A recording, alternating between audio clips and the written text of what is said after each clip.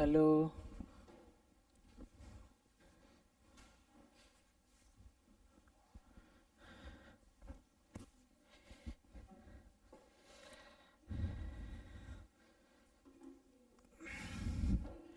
Chapter 4.1, settle down fast. Chapter 4.1, page number 267. Come to 267.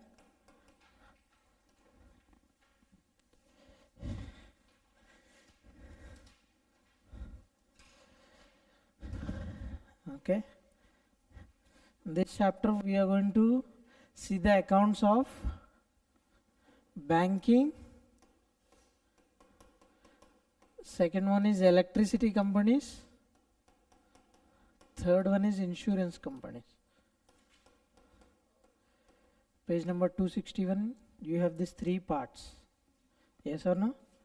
Today we are going to see accounting of banking companies. Name any banks you know? Any banks? Oh, directly RBI. Okay. SBI, State Bank of India, UBI, Union Bank of India, all these banks. Allahabad Bank, Canara Bank, Punjab National Bank. Again, Union, UBI. हाँ क्या था? Cooperative bank है क्या? हाँ हाँ, ग्रामीण bank, वो तो कोऑपरेटिव बैंक है, वो मैं बता दूंगा. ठीक है. पहले ये जो बैंकिंग कंपनीज है, इन सभी का बॉस है आरबीआई. क्या था? सेंट्रल बैंक है ये. जो बैंकिंग इंस्टीट्यूशन सभी का रेगुलेटरी है ये RBI. This is also called apex bank. Okay. So banking companies, एक बार पेज नंबर 270 में आ जाओ. चार्ट एक दिख रहा है ना, देख लेना chart. Scheduled banks, Indian banks में two category, scheduled banks, non scheduled banks. Okay, scheduled in the sense which follows RBI guidelines. Okay, non-scheduled banks in the sense they do not follow RBI guidelines. RBI is giving the license, but they don't follow the RBI guidelines. Okay. Now coming to scheduled banks, you have two types: scheduled commercial, scheduled cooperative. Commercial is nothing but profit oriented. Okay. These cooperative banks, these Grameen banks, etc., all these are charity oriented. Okay, they generally don't, they do not have this motive of profit making. Okay. You can see in commercial banks you have public sector, private sector, foreign, regional. In cooperative banks you have these urban cooperative, state cooperative. Okay na? Now sir, what are the different accounts of banking companies? These banking companies, we have a separate act called Banking Regulation Act. लिख लो, book में लिख लो, Banking Regulation Act. So that's why they are not following our Companies Act. Okay. Generally we are preparing financial statements according to Schedule 3. Yes or no? Schedule 3 of Companies Act. But for these banking companies, they have their own separate act, Banking Regulation Act 1949. So as per Schedule 3 of Banking Regulation Act, you need to prepare the financial statements. Sir, what are those different financial statements? In Form A, they have prescribed one format, which is a easy format. This banking companies chapter is very easy. Okay. Form A, where you need to draft balance sheet. A chart note down कर लो जल्दी. Form B, which is relating to P&L, profit and loss account. Here in banking companies you don't have any trading account, huh? You have only P&L account.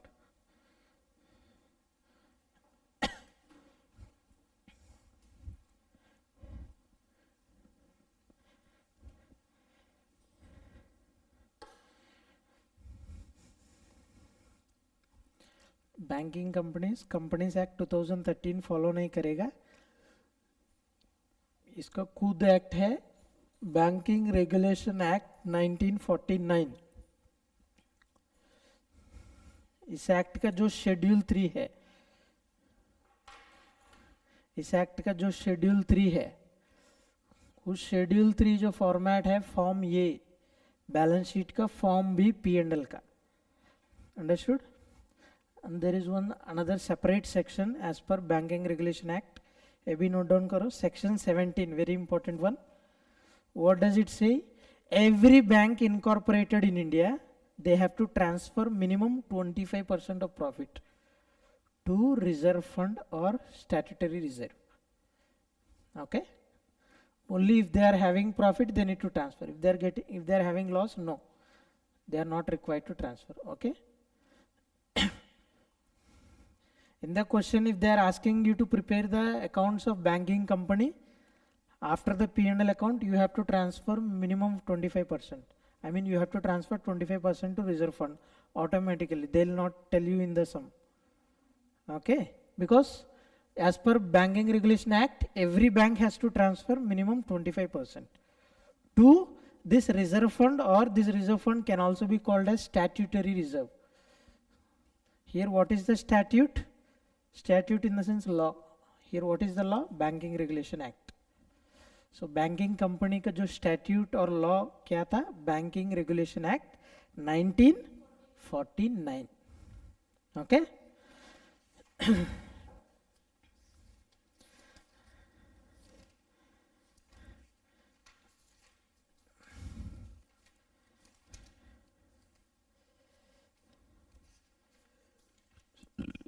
एक सम कर लेंगे, सम number 3,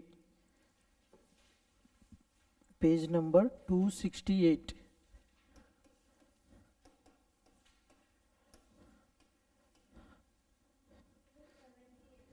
sorry 288 है क्या? 288, sorry 288।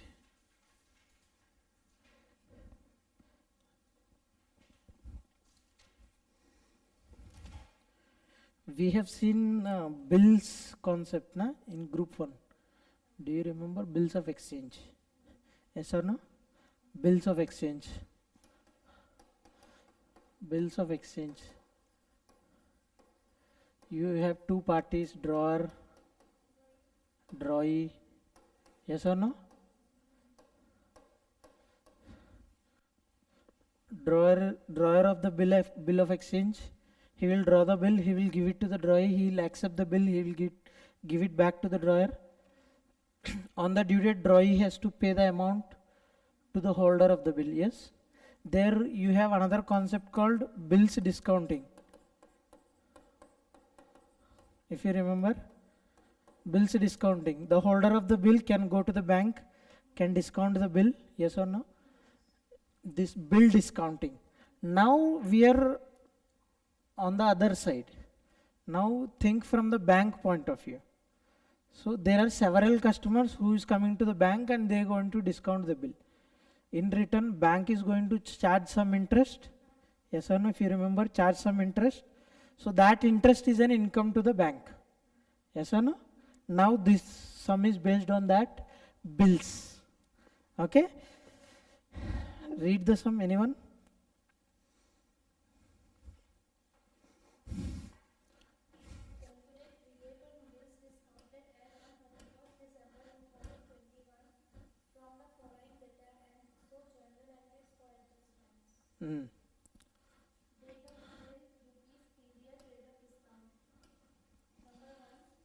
What is this rebate?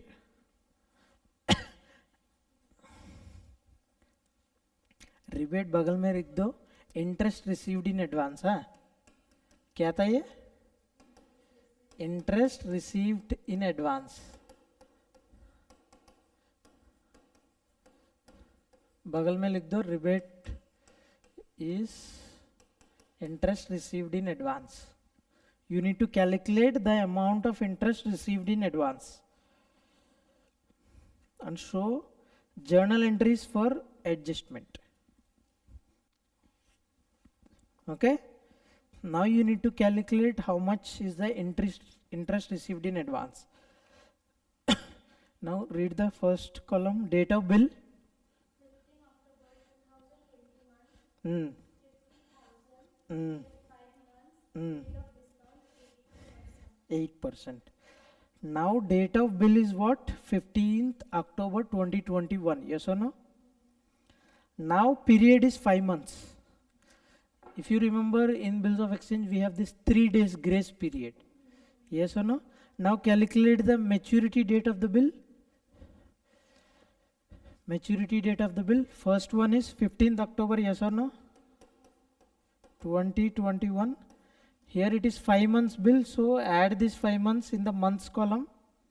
See here 15th, 10 के बाद 11, 12, 1, 2, 3 मार्च होगा, है कि नहीं? मार्च 2021. यस और नो? अभी 3 डेज ग्रेस ऐड कर लो, डेज कॉलम में ऐड करो. 18th, हाँ सॉरी 2022 होगा, ये 21 ना, नेक्स्ट ईयर हो जाएगा, तो March 2022. This is the date of due date of bill. Yes और no? See here how to calculate. First one is tenure in months, so I have added in the months column directly 15th March 2022. For all the tenure bills you have to give 3 days grace, so 3 days इधर days में add करो. 18th March is the due date. yes or no? yes or no? हाँ, लेकिन ये closing कब है accounts का देख लेना. 31st December 2021. yes or no? Books close कर रहे हैं 31st December 2021. so 31st December 2021 से 18th March 2022, मतलब आफ्टर क्लोजिंग द अकाउंट्स कितना दिन और है ड्यू डेट का, माइनस. हाँ देख लेना कितना था. जनवरी, मतलब जनवरी ले लीजिए, जनवरी 31 डेज, फरवरी मार्च 18 डेज.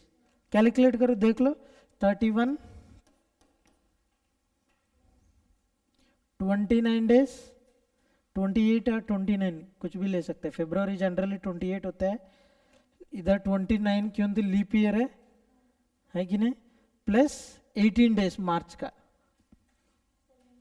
78 डेज. यस और नो? जब ये कोई भी बैंक में जाके बिल दे देता है, बैंक क्या करते हैं, जो रिमेनिंग पीरियड है 5 मंथ्स का इंटरेस्ट तुरंत चार्ज कर लेता है. यस और नो?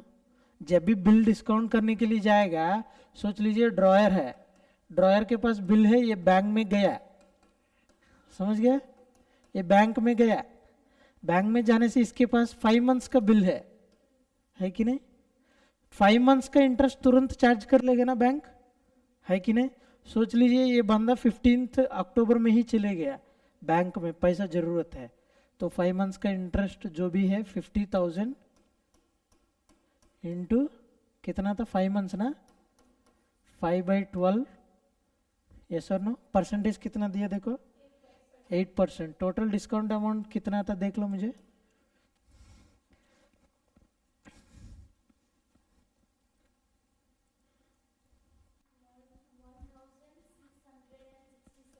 1667.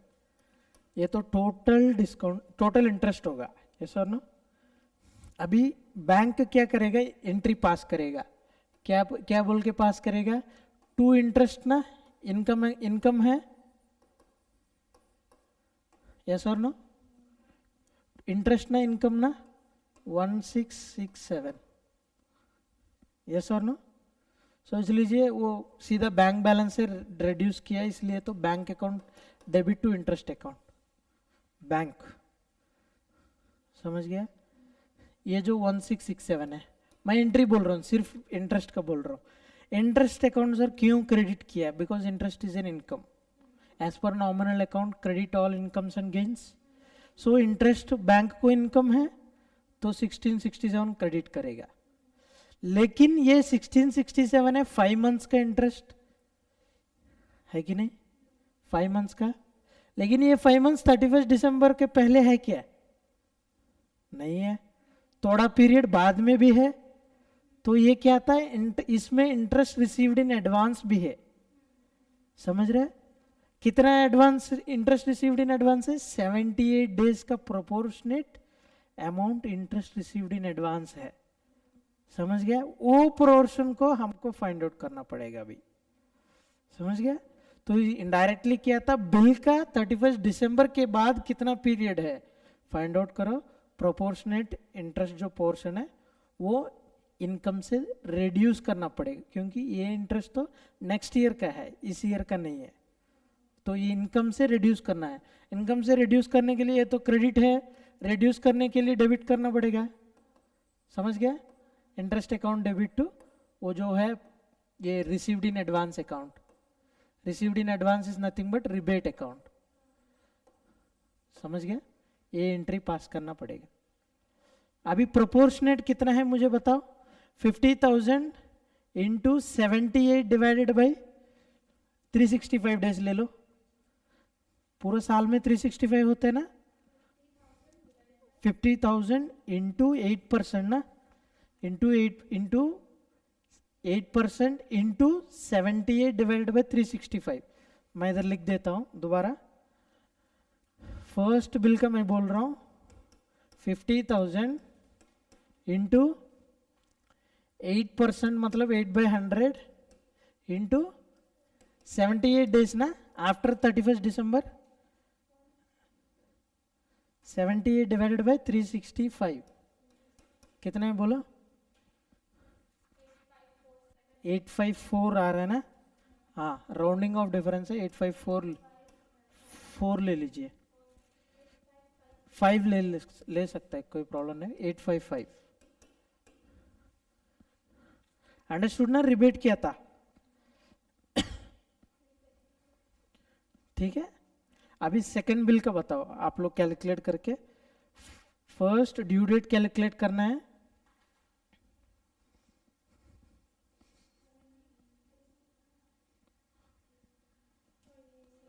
डाउट है क्या? मैं दोबारा बोल दूं क्या? डाउट है क्या? कौन सा? पिछले वाला लिखा नहीं क्या? हाँ, कहाँ पे? हाँ, फर्स्ट बिल का जो है यही फॉर्मेट, आंसर में जो फॉर्मेट है वही फॉलो कीजिए। Amount of bill, second due date. Due date कैसे आया था ऐसा आप बुक में लिख दीजिए, नेक्स्ट टाइम आसान हो जाएगा। ठीक है, ऐसा फॉर्मेट में लिख दीजिए, ये फॉर्मेट ड्यू डेट कैलकुलेशन। ठीक है,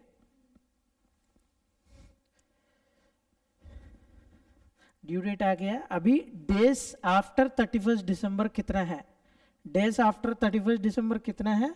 तो इधर से इधर कितना डेज है देखना है। इधर से इधर मतलब 31 December is nothing but 1 January, next 1 day ना। तो जनवरी 31 डेज होगा, 31 डेज होगा। फरवरी बीच में है, 28 या 29 डेज होगा, लीप ईयर होने से 29 है।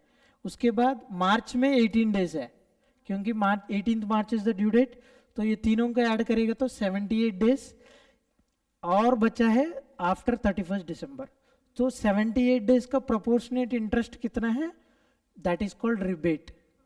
Rebate is nothing but interest received in advance.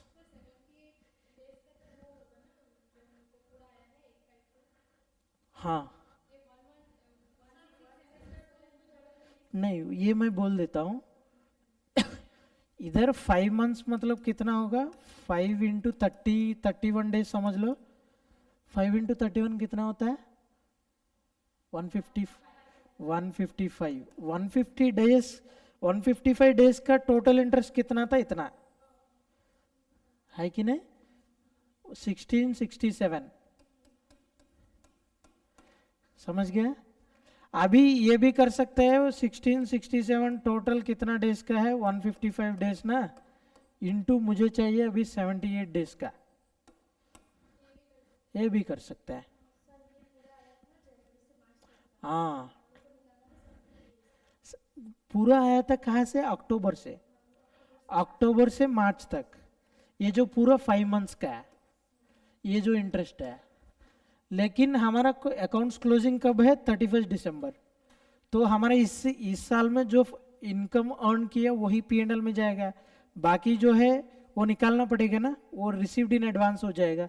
तो इसलिए ये 5 मंथ्स का है ना, अभी 78 डेज का कितना था? 855 ना, 855 है।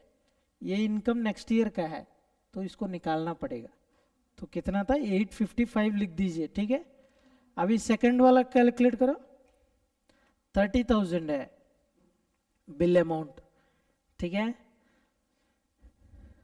Date of bill 10th। हाँ, पहले ड्यू डेट कैलकुलेट करो अच्छे से। ड्यू डेट क्या था पहले?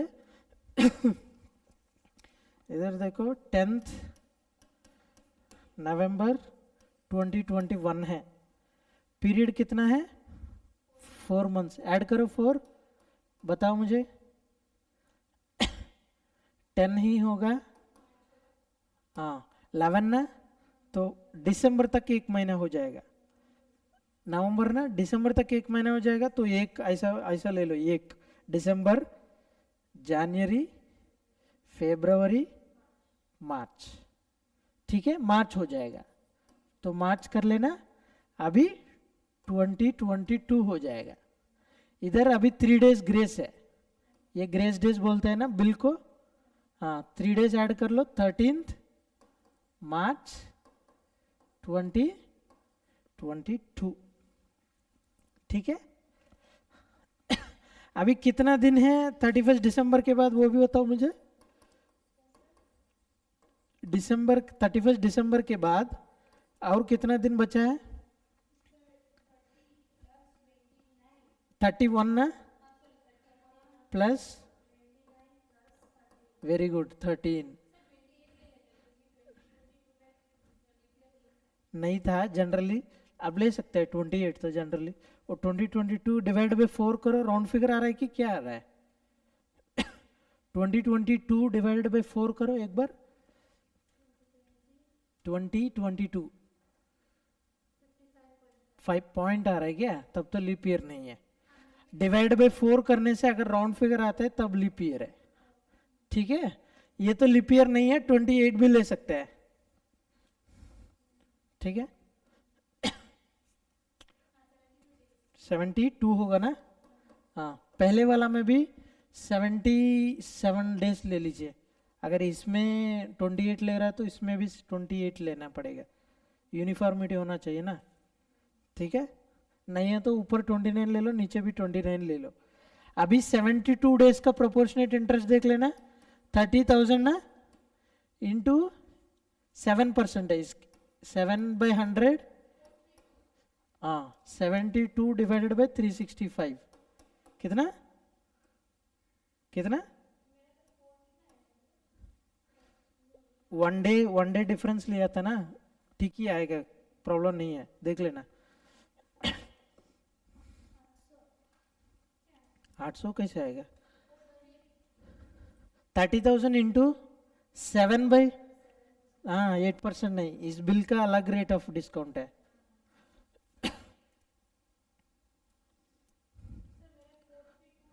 हाँ ठीक है, वो एक दिन डिफरेंस हुआ है ना, वो ऐसा ही। ये तो 29 डेज लिया था ना, हो जाएगा। एक बार वो ट्राई करो, 29 करके ट्राई करो, 73 करके ट्राई करो।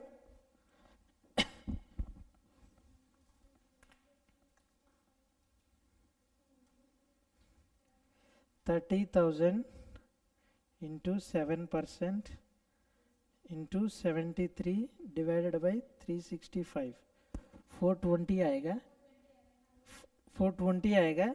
आप क्या बोल रहा था? 72 लेने के लिए ना, इंटू 7% इंटू 72 डिवाइडेड बाई 365, 415 आ रहा है, 415 आ रहा है, हाँ हाँ ठीक है, 414 या 415 जो भी है ले लीजिए। ठीक है, वो 10 रुपीज तक कुछ प्रॉब्लम नहीं है, राउंड ऑफ में चले जाएगा, एक दिन इधर उधर। आप नोट लिखना पड़ेगा clearly, I have considered 28 days in the February. 420 73 का ही फोर्ट वही था, 414 ही आया था। हाँ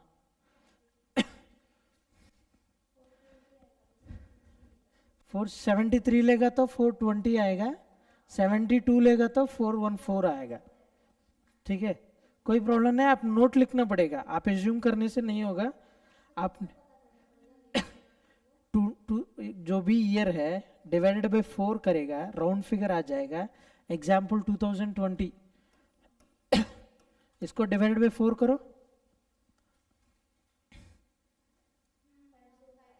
505 राउंड फिगर आ रहा है ना, ये लीप ईयर है। डिवाइडेड बाय 4 करने से अगर राउंड फिगर आ रहा है तब लीप ईयर है, नहीं आ रहा तो लीप ईयर नहीं है। फिर 4 साल के बाद आएगा। हाँ 2024, हाँ ये साल लीप ईयर है तो एक बार 2024 डिवाइडेड बाय 4 कर लो। 4 5 जार ना, 4 5 जार 20, 4 6 जार 506 आ गया ना। हाँ एग्जैक्ट राउंड फिगर आएगा तो तब लीप ईयर है, राउंड फिगर नहीं आ रहा है नॉट ए लीप ईयर। नहीं, we have consider 28 days since 2022 is not a leap year, ऐसे लिख सकते हैं। ठीक है, इधर देखा है तो 2022 फिर 4 साल के बाद लीप ईयर आया था, तो लीप ईयर तो 4 साल के बाद ही होगा, फिर 2028 में आएगा। ठीक है ना। हाँ थर्ड बिल का भी फाइंड आउट करो, सेम ऐसा ही।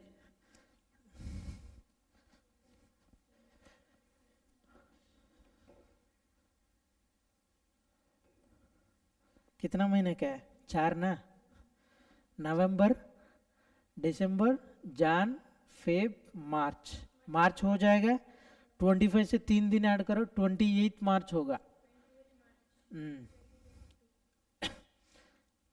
अगर ड्यू डेट पब्लिक हॉलिडे होने से पहला डे, ड्यू डेट पहला डे होगा। हाँ अगर इमरजेंसी होने से एक दिन बाद लेते हैं। Very good. ठीक है, 28 मार्च है तो अभी कितना दिन है देख लेना, 31 डेज प्लस 28 डेज प्लस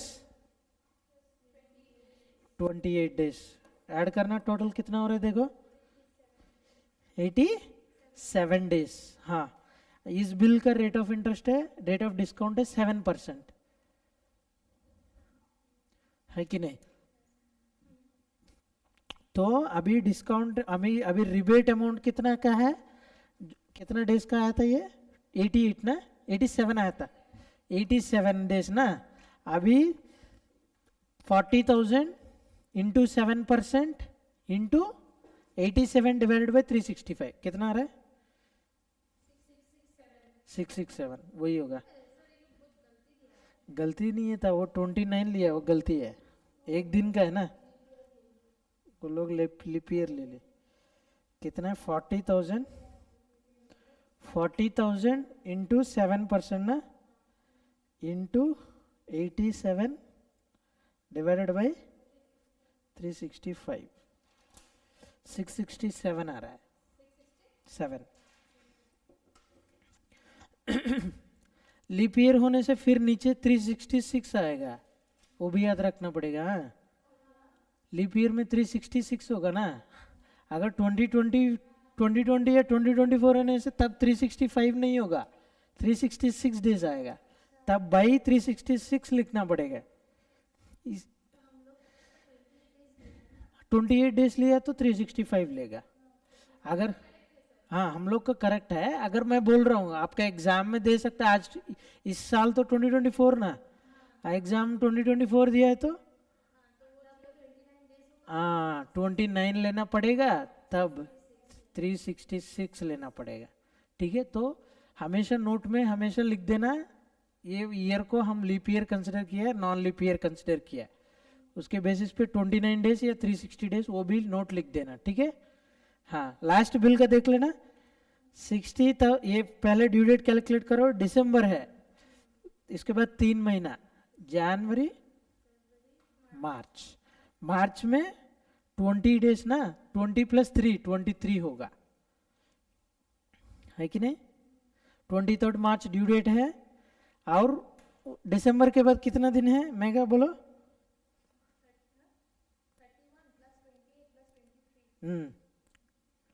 कितना आया था? हाँ वेरी गुड, 82।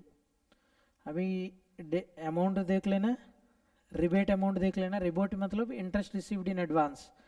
तो कितना दिन एडवांस रिसीव हो गया हमने? 82 डेज। 82 डेज का प्रोपोर्शनेट अमाउंट देखो, 60,000 इंटू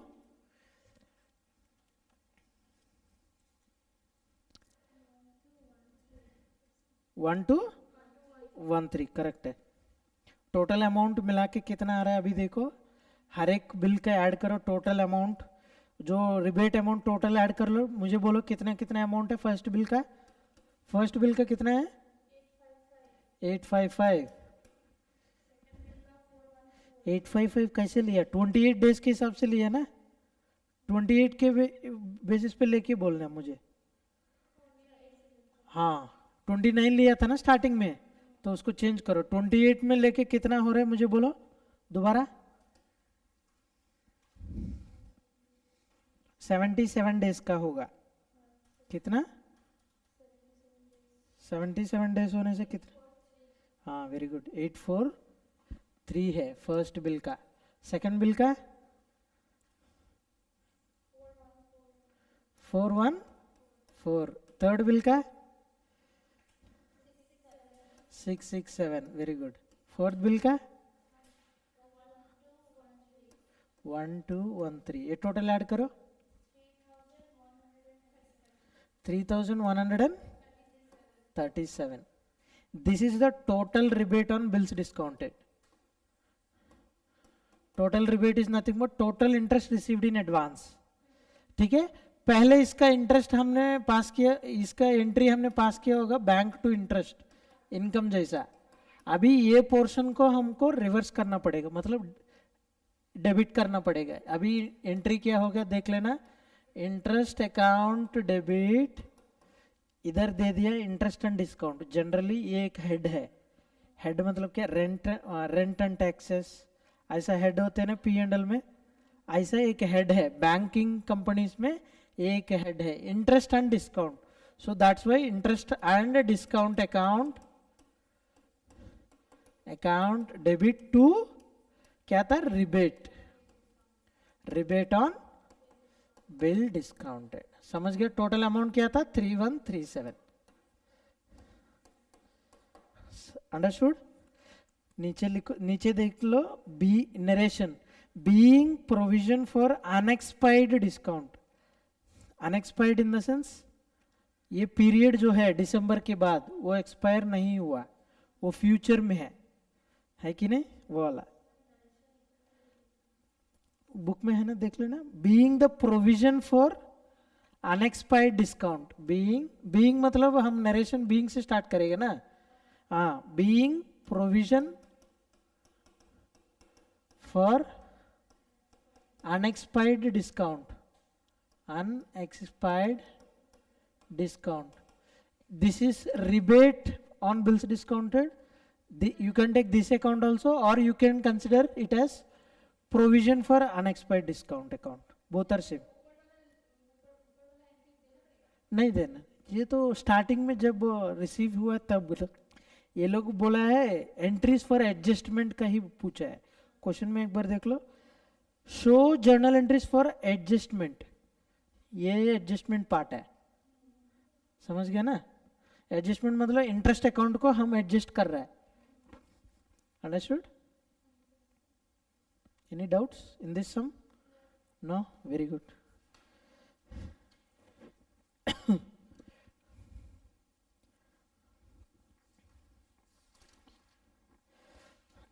क्वेश्चन नंबर 6 में आ जाओ।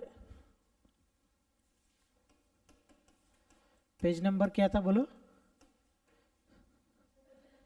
6, पेज नंबर 292, वेरी गुड।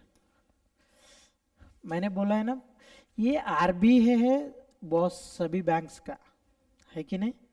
अभी क्या किया था आरबीआई ने, जब लाइसेंस देता है बैंक बिजनेस शुरू कर लेता है कि नहीं? आपने गांव में भी देखा होगा, गांव में भी लोग जाते हैं लोन लेते हैं बाद में पे नहीं करते है कि नहीं? पहले लोन्स ले लेते हैं सब, बाद में पे नहीं करते हैं, तब बैंक क्या होता है, नोटिस देता है पे करो पे करो पे करो, वो लोग फिर भी पे नहीं करते हैं, घर जाएगा तो गायब रहता है कि नहीं? ये क्या था, जब लोन लेते हैं, जब लोन लेते हैं, हाँ, लोन के ऊपर बैंक को क्या मिलेगा, इंटरेस्ट मिलेगा। Very good, interest. ये इंटरेस्ट बैंक को इनकम है ना, है कि नहीं? अगर ये जब ये लोन से कुछ इंटरेस्ट नहीं आ रहा है, कब नहीं आएगा, जब वो पे नहीं करेगा। ईएमआई पे करना पड़ेगा, ईएमआई में प्रिंसिपल अमाउंट रहेगा, इंटरेस्ट भी रहेगा। वो बंदा ईएमआई पे करेगा तभी तो इसका इंटरेस्ट आएगा, नहीं है तो नहीं आएगा। अगर ये लोग ईएमआई पे नहीं कर रहा है, 1 साल हो गया, 2 साल हो गया, 3 साल हो गया, समझ गया? इस लोन को, अगर इस लोन में इंटरेस्ट आ रहा है, तब इसको इसको बोलते हैं परफॉर्मिंग एसेट। क्या बोलते हैं? Performing asset. ये लोन तो बैंक के लिए एसेट होगा, कैसे, है कि नहीं? यस ना, क्योंकि लोन दे रहा है। हम कुछ लोन लाते हैं तब हमको लायबिलिटी है, हम कुछ लोन देते हैं हमको इंटरेस्ट है, हमको एसेट है। सिमिलरली बैंक लोन दे रहा है तो बैंक का ये एसेट है कि नहीं? ये जो एसेट है, अगर परफॉर्मिंग बोलते हैं, कब बोलते हैं परफॉर्मिंग? अगर ईएमआई सही से आ रहा है तब परफॉर्मिंग एसेट बोलते हैं, समझ गया? अगर 1 साल हो गया नहीं आ रहा है कुछ भी ईएमआई, 2 साल हो गया, 3 साल हो गया, आरबीआई बोला है 3 साल के बाद इसको नॉन परफॉर्मिंग बना लो। क्या था ये? नॉन परफॉर्मिंग एसेट हो जाएगा। मतलब वेट किया 3 साल, इससे ईएमआई कुछ भी नहीं आ रहा है, तो इसको बना लो non performing asset. Non performing asset अगर बन गया वो लोन, उसका इंटरेस्ट जब रिकॉग्नाइज करना है तब रिसीव होगा, तभी रिकॉग्नाइज करना है बुक्स में। ये आरबीआई बोल रहा है। क्या था? हम तो ये जब भी ईएमआई ड्यू हो जाता है, हम इनकम जैसे रिकॉग्नाइज कर लेते हैं बैंक में, है कि नहीं? सोच लीजिए ये पहला ईयर है, वो बंदा ईएमआई पेमेंट नहीं कर रहा, लेकिन मैं बुक्स में पास करूंगा ना, इंटरेस्ट अर्नड बोल के, है कि नहीं? रिसीव नहीं हुआ, लेकिन मैं अर्नड बोल के मैं लिख दे रहा हूँ ना बुक्स में। क्या, कैसे एंट्री पास करेगा? टू इंटरेस्ट अकाउंट, है कि नहीं? वो जो लोन है ना, लोन डेटार बोल के लिख देता है वो जो पर्टिकुलर पर्सन है। से फॉर एग्जाम्पल मेगा है, मेगा अकाउंट, समझ गया? Megha account debit to interest account. ये इंटरेस्ट आया नहीं है लेकिन इनकम बोल के रिकॉग्नाइज करेंगे हम, क्योंकि इनकम अर्नड है। मैं लोन ले लिया, मुझे इंटरेस्ट देना पड़ेगा ये बंदा अभी पहले साल में, लेकिन वो बंदा नहीं दे रहा है।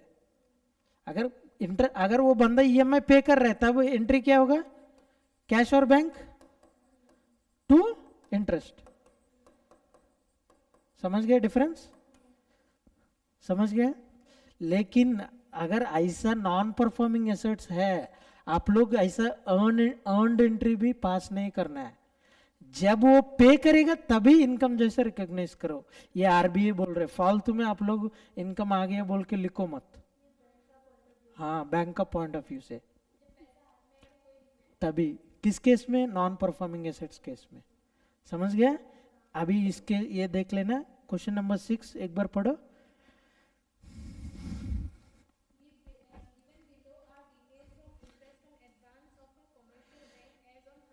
Commercial bank in the sense profit making है कि नहीं? हाँ, ये बोल रहे हैं कि इंटरेस्ट ऑन एडवांस, ये जो इंटरेस्ट है वो इनकम है। ये बोल रहे देख लो पार्टिकुलर्स, उसमें क्या क्या है? हाँ, परफॉर्मिंग एसेट्स मतलब जिसका ईएमआई आ रहा है, जिसका ईएमआई आ रहा है तब उस केस में क्या करना है, आप लोग अक्रूवल में रिकॉग्नाइज कर सकते हैं क्योंकि वो परफॉर्मिंग एसेट है। ऐसा आप एंट्री पास करके भी इनकम रिकॉग्नाइज कर सकते हैं परफॉर्मिंग एसेट्स में, लेकिन नॉन परफॉर्मिंग एसेट्स में जब इंटरेस्ट आएगा तभी रिकॉग्नाइज करो। हाँ।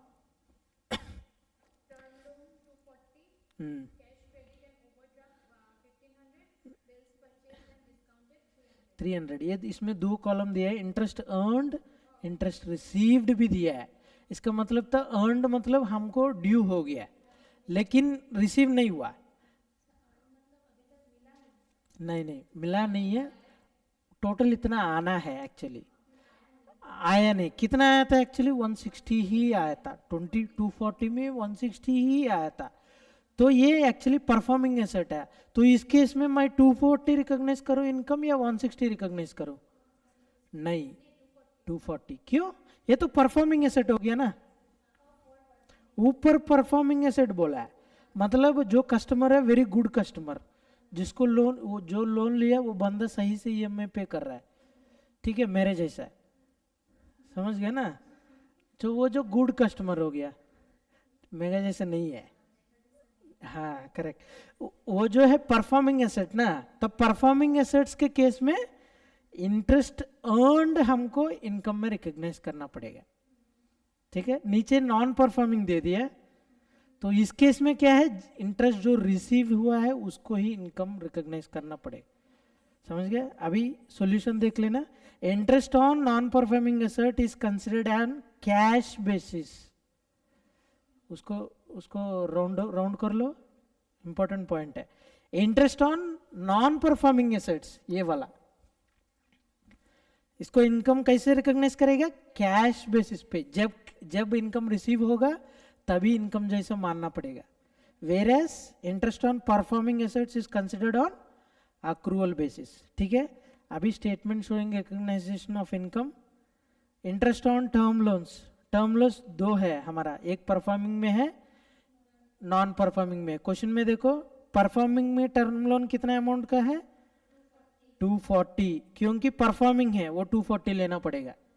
नीचे नॉन परफॉर्मिंग टर्म लोन 150 भी है, 10 भी है, हम 10 ही लेंगे क्योंकि 150 अर्नड है, रिसीव हुआ 10 ही है, हम 10 ही लेना पड़ेगा।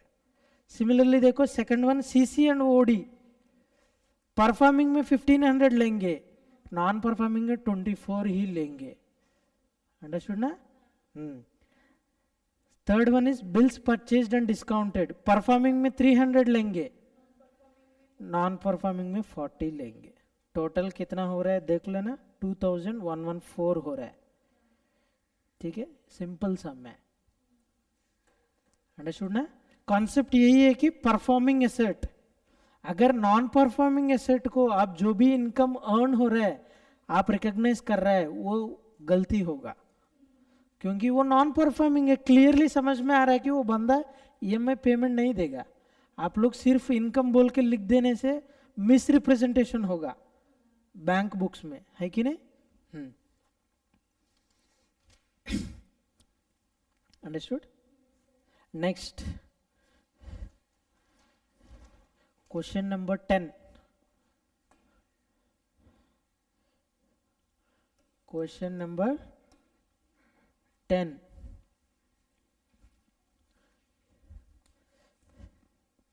क्या हुआ?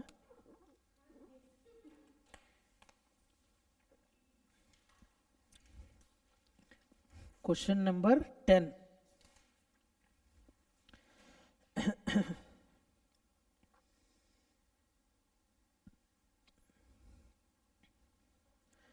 पढ़ो।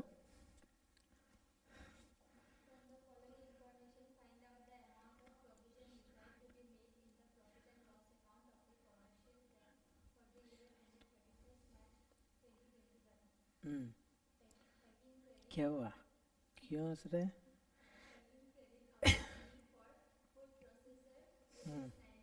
हम्म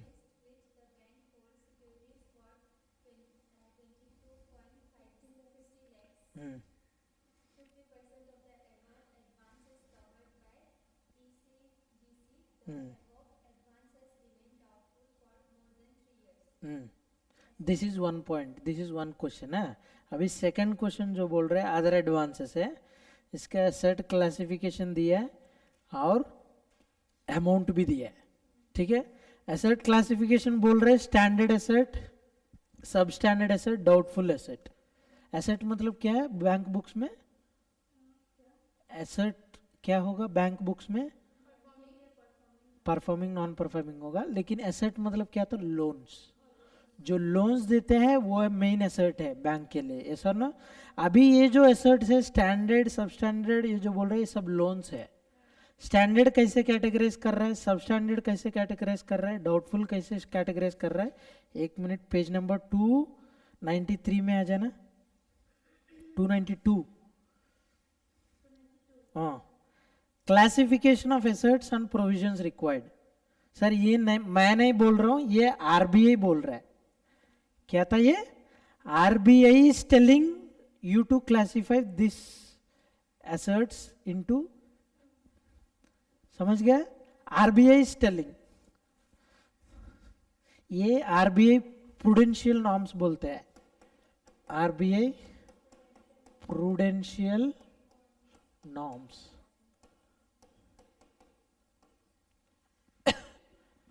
प्रूडेंशियल नॉर्म्स इसका मतलब क्या था? सब बैंक्स, सभी जो पब्लिक है उन लोग का सेफ्टी के लिए ये सब नॉर्म्स दिया है। नॉर्म्स मतलब क्या? कुछ गाइडलाइंस, समझ गया? जो भी लोन्स है उन लोन्स को आप लोग पहले कैटेगराइज करना पड़ेगा। जो भी बैंक है, स्टेट बैंक हो, यूबीआई हो, जो भी बैंक हो, सब आरबीआई को जो भी गाइडलाइंस है फॉलो करना ही पड़ेगा। अगर आप लोग कल इंटरमीडिएट पास होने को कुछ ट्रेनिंग में जाएगा ना, ट्रेनिंग में आप लोग बैंक्स में भी जा सकते हैं, ठीक है? मैंने तीन साल मैंने बैंक में कंकरेंट ऑडिट किया था। नॉर्मली आप जो कंपनी में जाएगा आप उसके बेसिस पे आप ऑयल में भी जा सकते हैं ट्रेनिंग पे, आप किसी बैंक में भी जा सकते हैं, ठीक है ना? नौकरी भी कल ऑयल में भी मिल सकता है, बैंक में भी मिल सकता है, कहीं पे भी मिल सकता है। क्या? मैं तो सीए में आर्टिकल्स किया था ना, सीएमए में मैं तो ट्रेनिंग नहीं किया। आंध्रा में, गुंटूर। हाँ, इधर ही रहता है, जो नौकरी इधर है तो इधर ही रहना पड़ेगा। नहीं नहीं, फैमिली भी इधर, मेरा वाइफ भी इधर ही है, ठीक है? समझ गया? अभी जो एसेट्स है उसमें क्या क्लासिफिकेशन दिया है? परफॉर्मिंग और standard assets. Standard performing assets को और क्या भी बोल सकता है? Standard assets. समझ गए? क्वेश्चन में क्या दिया था देख लो, क्वेश्चन में एक बार स्टैंडर्ड दिया था ना, 4500 बोल के दिया था ना, इसका मतलब क्या था? परफॉर्मिंग एसेट्स, ठीक है? और सेकंड कैटेगरी क्या था? Non performing. Performing, non performing. अभी नॉन परफॉर्मिंग में सब कैटेगरीज है। क्या था देख लो, सब स्टैंडर्ड एक है, पहला था स्टैंडर्ड और परफॉर्मिंग। नीचे एरो मार्क है ना, एरो मार्क अच्छे से देखना पड़ेगा। नेक्स्ट क्या था? नॉन परफॉर्मिंग और सब स्टैंडर्ड।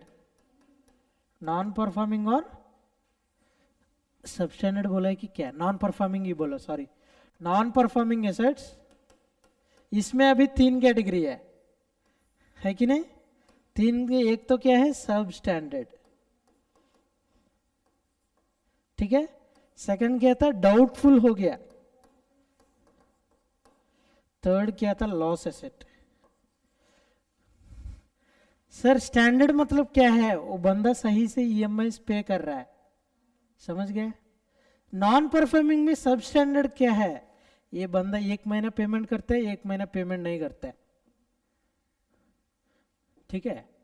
सर डाउटफुल मतलब क्या है? एक महीना पेमेंट करता है, 2 महीना गायब, ठीक है? लॉस मतलब क्या है? बंदा दिखते ही नहीं है।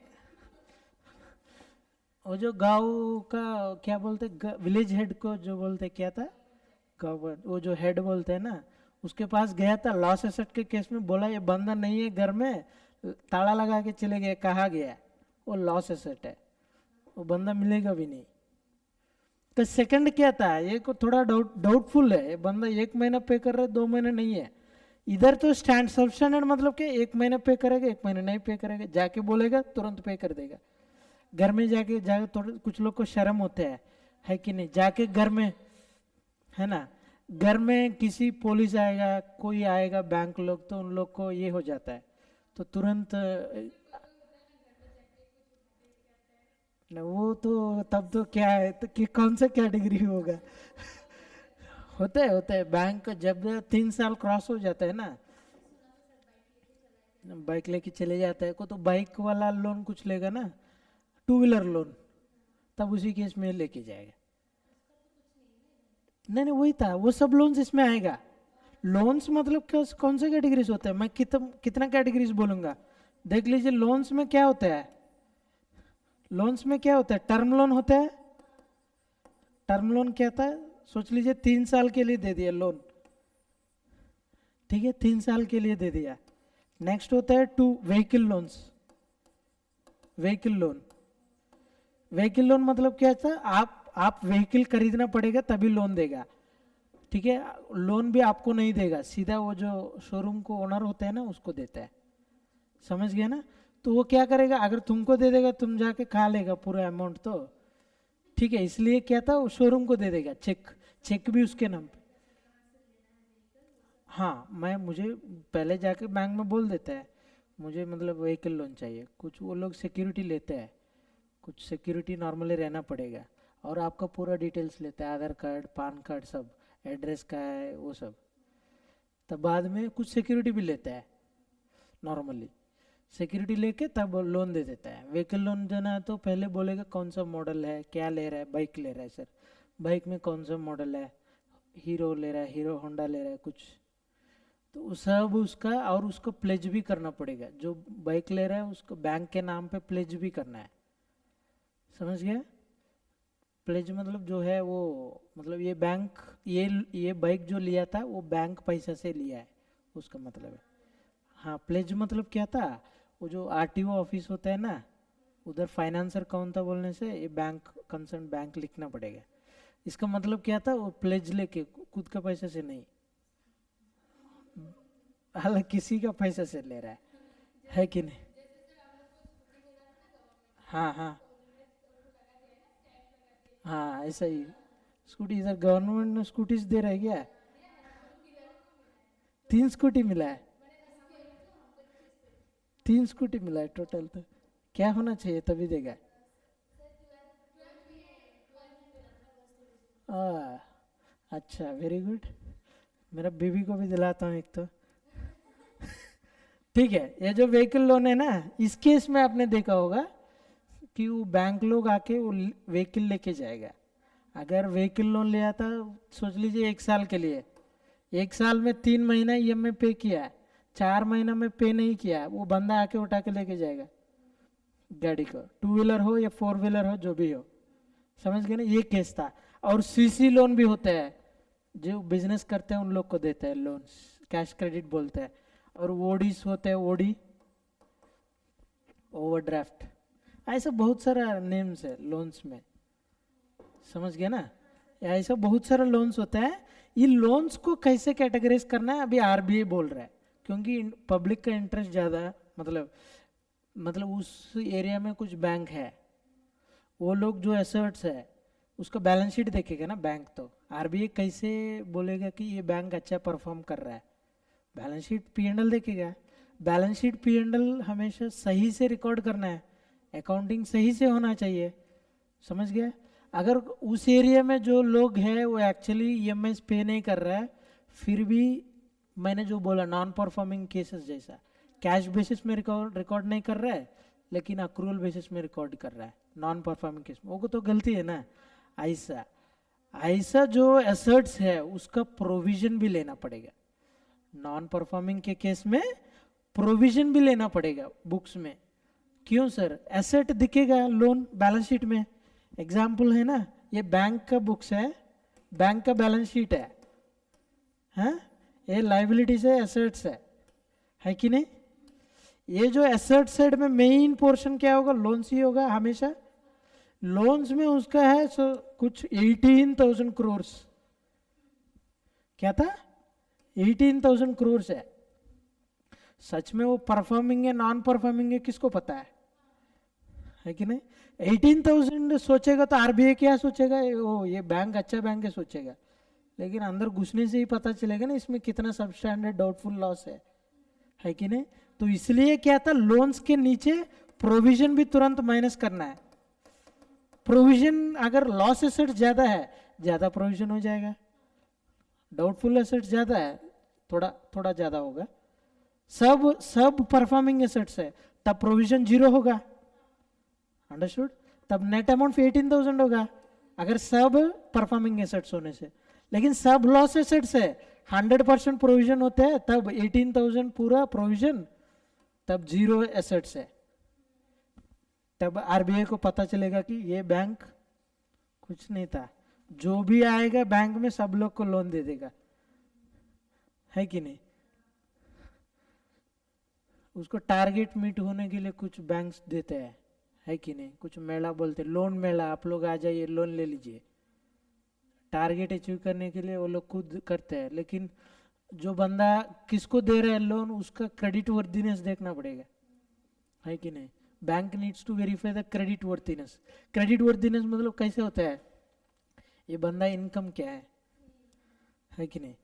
कुछ एग्रीकल्चर इनकम है, कुछ सैलरी इनकम है, सैलरी है तो हर मंथ आएगा, उस अकाउंट से ले लेगा पैसा, वो अकाउंट भी हमारे बैंक में ही है, तुरंत दे देगा लोन। आप लोग को तो नहीं देगा, इनकम होना पड़ेगा। तो कुछ लिमिट होता है, अगर आप जो लोन लेते हैं ना उसके बेसिस पे सोच लीजिए, अगर आपको कुछ मंथली इनकम कुछ 10,000 है एटलीस्ट, आप जो ट्रेनिंग करते हैं स्टाइपेंड, ऑयल में जनरली ट्रेनिंग्स को 10,000 जैसे स्टाइपेंड देते हैं, ठीक है। आपका ईएमआई जनरली 5,000 6,000 तक आपको लोन मिल जाएगा, क्योंकि आपको 10,000 होने से तभी तो 6,000 पे कर पाएगा ना, 4,000 एक्सपेंसेस ऐसे छोड़ के। 10,000 आपका इनकम होने से 10,000 ईएमआई वाला लोन नहीं मिलेगा, क्योंकि ना आप लोग क्या कहेगा, ये सब देख लेगा बैंक। वो तो एजुकेशन लोन है, वो एजुकेशन लोन, हाउसिंग लोन होता है, एजुकेशन हाउसिंग लोन तो घर बनाने के लिए, ये एजुकेशन लोन तो पढ़ने के लिए, फिर आप लोग यूनिवर्सिटी, क्या यूनिवर्सिटी है वो सब सबमिट करना पड़ेगा। आप जो अगर फॉरेन में जा रहा है तो वीज़ा वगैरह, पासपोर्ट वीज़ा, ठीक है, कौन सा यूनिवर्सिटी में जा रहा है, एडमिशन मिला है कि नहीं, ये सब पूछेगा, ठीक है। और नहीं, पहले अगर फॉरेन जा रहा है तो डिपॉजिट करना पड़ेगा 50 लाख जैसा ऐसा फ्री में नहीं देगा, ठीक है। बिजनेस लोन तो अलग होता है, सीसी बोलते हैं जनरली, बिजनेस के लिए अलग, अगर कुछ कर रहा है तो तब लैंड कुछ सिक्योरिटी में लेता है, लैंड या बिल्डिंग। हाँ, वो लोग तो हमेशा सिक्योरिटी सिक्योरिटी लेते ही है। सिक्योरिटी नहीं ले रहा तो किसी पर्सन को लेके आइए, उसका साइन करेगा, गारंटी जैसा, गारंटी लेता है थर्ड पर्सन जो है। तो आप लोन ले रहे हैं तो मेगा का नाम पे देगा, इसको पकड़ेगा, आप गायब होने से इसके घर जाएगा। ऐसा बहुत केसेस है, जो गारंटर को डूब गया है, वो बंदा डूब गया, जो गारंटी दिया वो बंदा डूब गया, ऐसे बहुत केसेस रहते हैं। हाँ हाँ होता है, तब आप इसलिए बोला जब आप बैंक में काम करेगा तब ये सब पता चलेगा, ठीक है ना। सब स्टैंडर्ड क्या है, स्टैंडर्ड क्या है, सच में ये सब होता है, ऑडिट भी होता है। अगर प्रोविजन कुछ कम ले लिया, ऑडिटर तुरंत पकड़ लेता है, आरबीआई को लेटर जाता है, तो आरबीआई तुरंत ये बोल देता है। तो इसलिए प्रोविजन कितना कितना लेना है देख लेना। सब स्टैंडर्ड जो है ये प्रोविजन फिक्स्ड है, ठीक है आप ये नोट कर लेना अच्छे से, प्रोविजन कितना लेना है, provisions, okay. Provisioning for assets, assets bracket में लोन्स में लिख रहा हूं, हाँ आप लोग अंडरस्टैंडिंग के लिए। As per RBI prudential norms, as per RBI prudential accounting norms,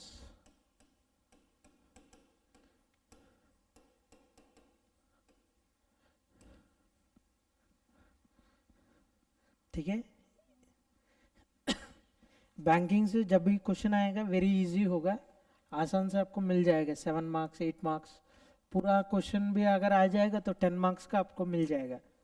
very easy chapter है, ठीक है। इस चैप्टर तो इसलिए पूरा डायरेक्ट आंसर्स होता है, ठीक है। अभी पहला क्या था, परफॉर्मिंग और स्टैंडर्ड एसेट्स,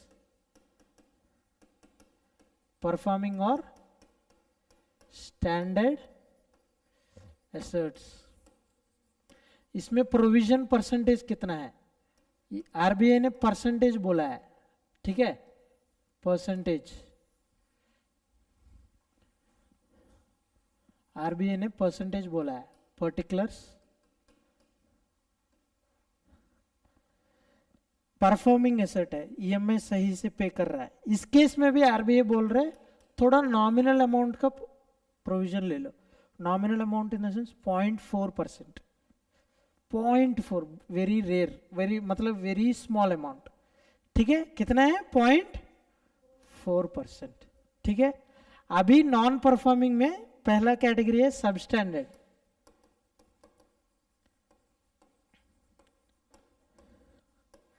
सबस्टैंडर्ड एसेट है, ठीक है, सबस्टैंडर्ड एसेट में सिक्योरिटी ले लिया,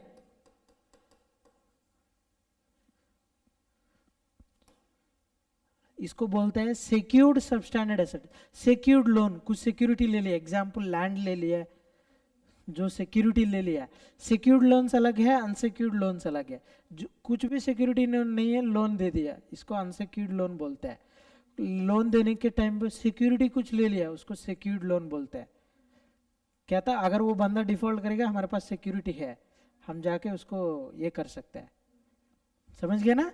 तो सबस्टैंडर्ड में सिक्योर्ड पार्ट को मैं बोल रहा हूं 15% का लेना पड़ेगा।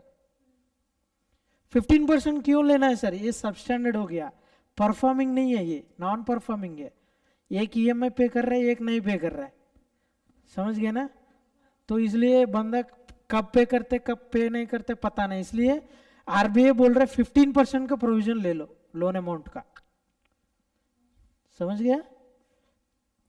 Next unsecured portion, unsecured substandard asset, इधर नहीं ब्रैकेट में लिख देता हूं, कंफ्यूज हो जाएगा, रुको,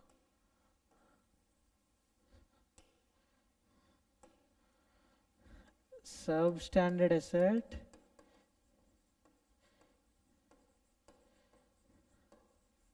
ब्रैकेट में अनसिक्योर्ड,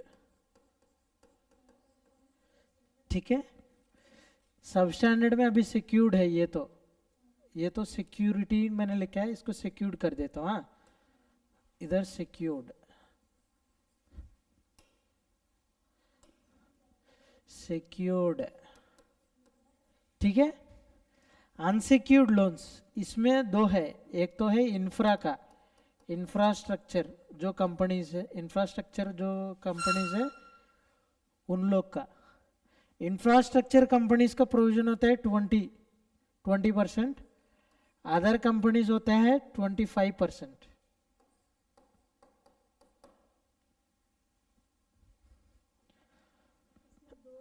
दो है, इंफ्रास्ट्रक्चर रिलेटेड है,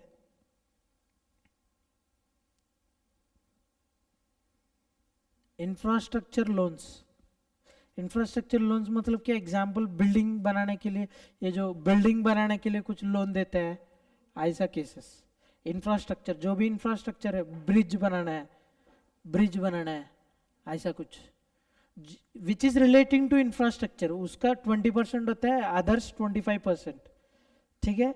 डाउटफुल, अभी सेकंड कैटेगरी क्या था? डाउटफुल, हाँ, नॉन परफॉर्मिंग में doubtful,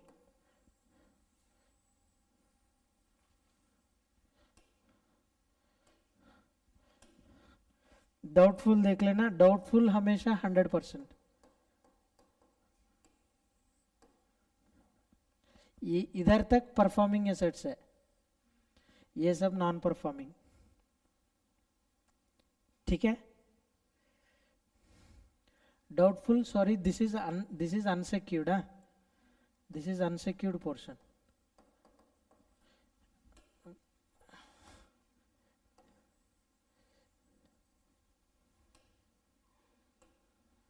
doubtful, unsecured,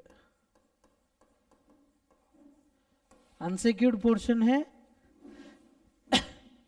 doubtful assets है,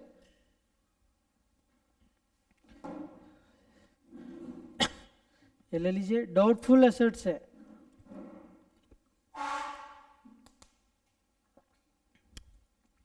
डाउटफुल एसेट्स सिक्योरिटी नहीं है।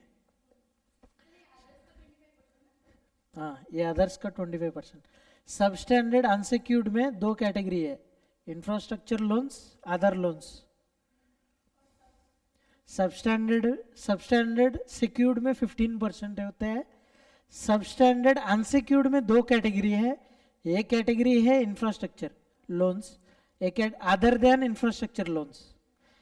इंफ्रास्ट्रक्चर लोन्स 20% है, अदर लोन्स 25% प्रोविजन लेना पड़ेगा। ठीक है, डाउटफुल है, अनसिक्योर्ड है, इसमें कुछ सिक्योरिटी नहीं है, 100% लेने के लिए बोल रहे हैं आरबीआई। समझ गया? अभी doubtful secured portion, doubtful secured. ठीक है, सिक्योर्ड में अभी 3 कैटेगरी है। ठीक है, doubtful up to 1 year, up to 1 year in the sense less than और इक्वल टू 1 ईयर मैंने लिख दिया। डाउटफुल अप टू 1 ईयर मतलब ये लोन देके 1 साल और उसके कम हुआ है। सोच लीजिए लोन देके अभी 6 महीने हुआ है, वो इस कैटेगरी में आ जाएगा, लेस देन और इक्वल टू 1 ईयर। लोन देके 2 साल हो गया, वो सेकंड कैटेगरी में आ जाएगा, देख लेना। Greater than 1 year, less than और इक्वल टू 3 ईयर्स। ठीक है, और थर्ड कैटेगरी है greater than 3 years. This asset is doubtful since 3 years. Example मैंने बोला, ये बंदा लोन ले लिया, 1 साल हो गया ईएमआई पे नहीं कर रहा, 2 साल हो गया ईएमआई पे नहीं कर रहा, 3 साल हो गया। समझ गया? ऐसा केस में सिक्योरिटी है, लेकिन इसका हमने कुछ सिक्योरिटी लिया है।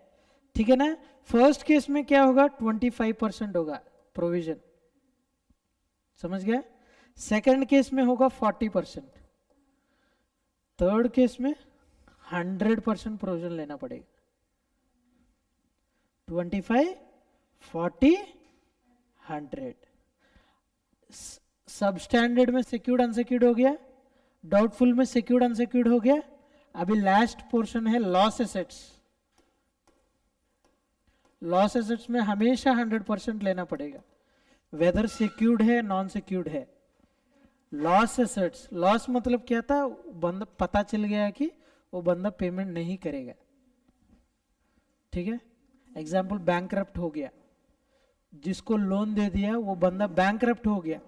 बैंकरप्ट मतलब क्या, डूब गया, मतलब तो इनडायरेक्टली वही है। अगर किसी पर्सन का एसेट्स से ज्यादा लाइबिलिटीज है, उस बंदा को बैंकरप्ट बोलते हैं। दिवाला बोलते हैं, करेक्ट।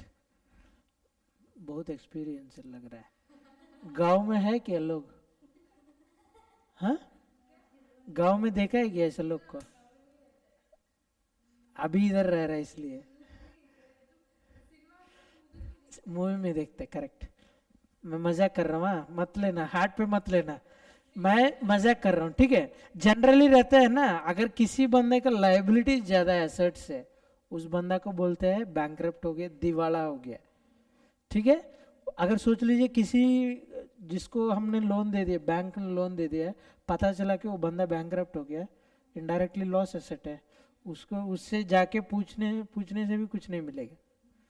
तो उस केस में सिक्योर्ड हो अनसिक्योर्ड हो 100% करना पड़ेगा। समझ गया? ये सब मैंने जी दिया था।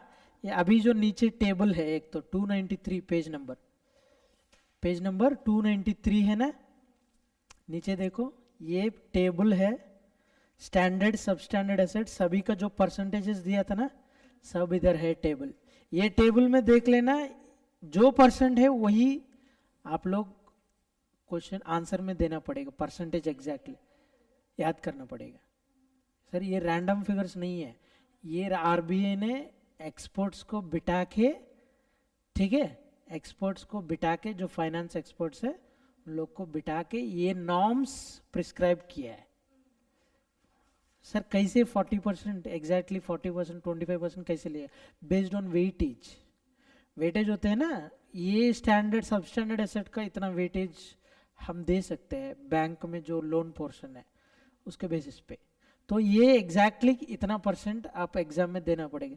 सर ये इसको मैंने दूसरा परसेंटेज दे दिया, मार्क्स मिलेगा क्या? नहीं मिलेगा, ठीक है, एग्जैक्टली देना पड़ेगा। अभी सेकंड जो पार्ट है 10th में, सेकंड पार्ट जो है देख लेना, ये सेकंड जो पार्ट है, स्टैंडर्ड एसेट्स 4500, क्या होता है प्रोविजन? 0.4%, ठीक है। आंसर में देख लेना एक बार, अमाउंट 4500, परसेंटेज ऑफ प्रोविजन कितना था? 0.4%। बगल में स्टार दिया था, नीचे स्टार है, देख लो क्वेश्चन के बाद क्या लिखा है, as per master circular issued by RBI. ये तो आरबीआई ने दिया है नॉर्म्स, समझ गया? 0.4%, 4500 इंटू 0.5%, अमाउंट कैलकुलेट करो, 18 आ गया ना? हाँ 18 लैक्स, 4500 लैक्स में 18 लैक्स, एग्जाम्पल बैलेंस शीट ये है बैंक का, समझ गए? इधर एसेट्स में लोन्स दिखेगा ना, लोन्स में 4500 लोन्स है, लेस प्रोविजन जो है कितना आएगा? 18 आएगा। नेट अमाउंट इतना कुछ अमाउंट होता है ना, 4482, समझ गए?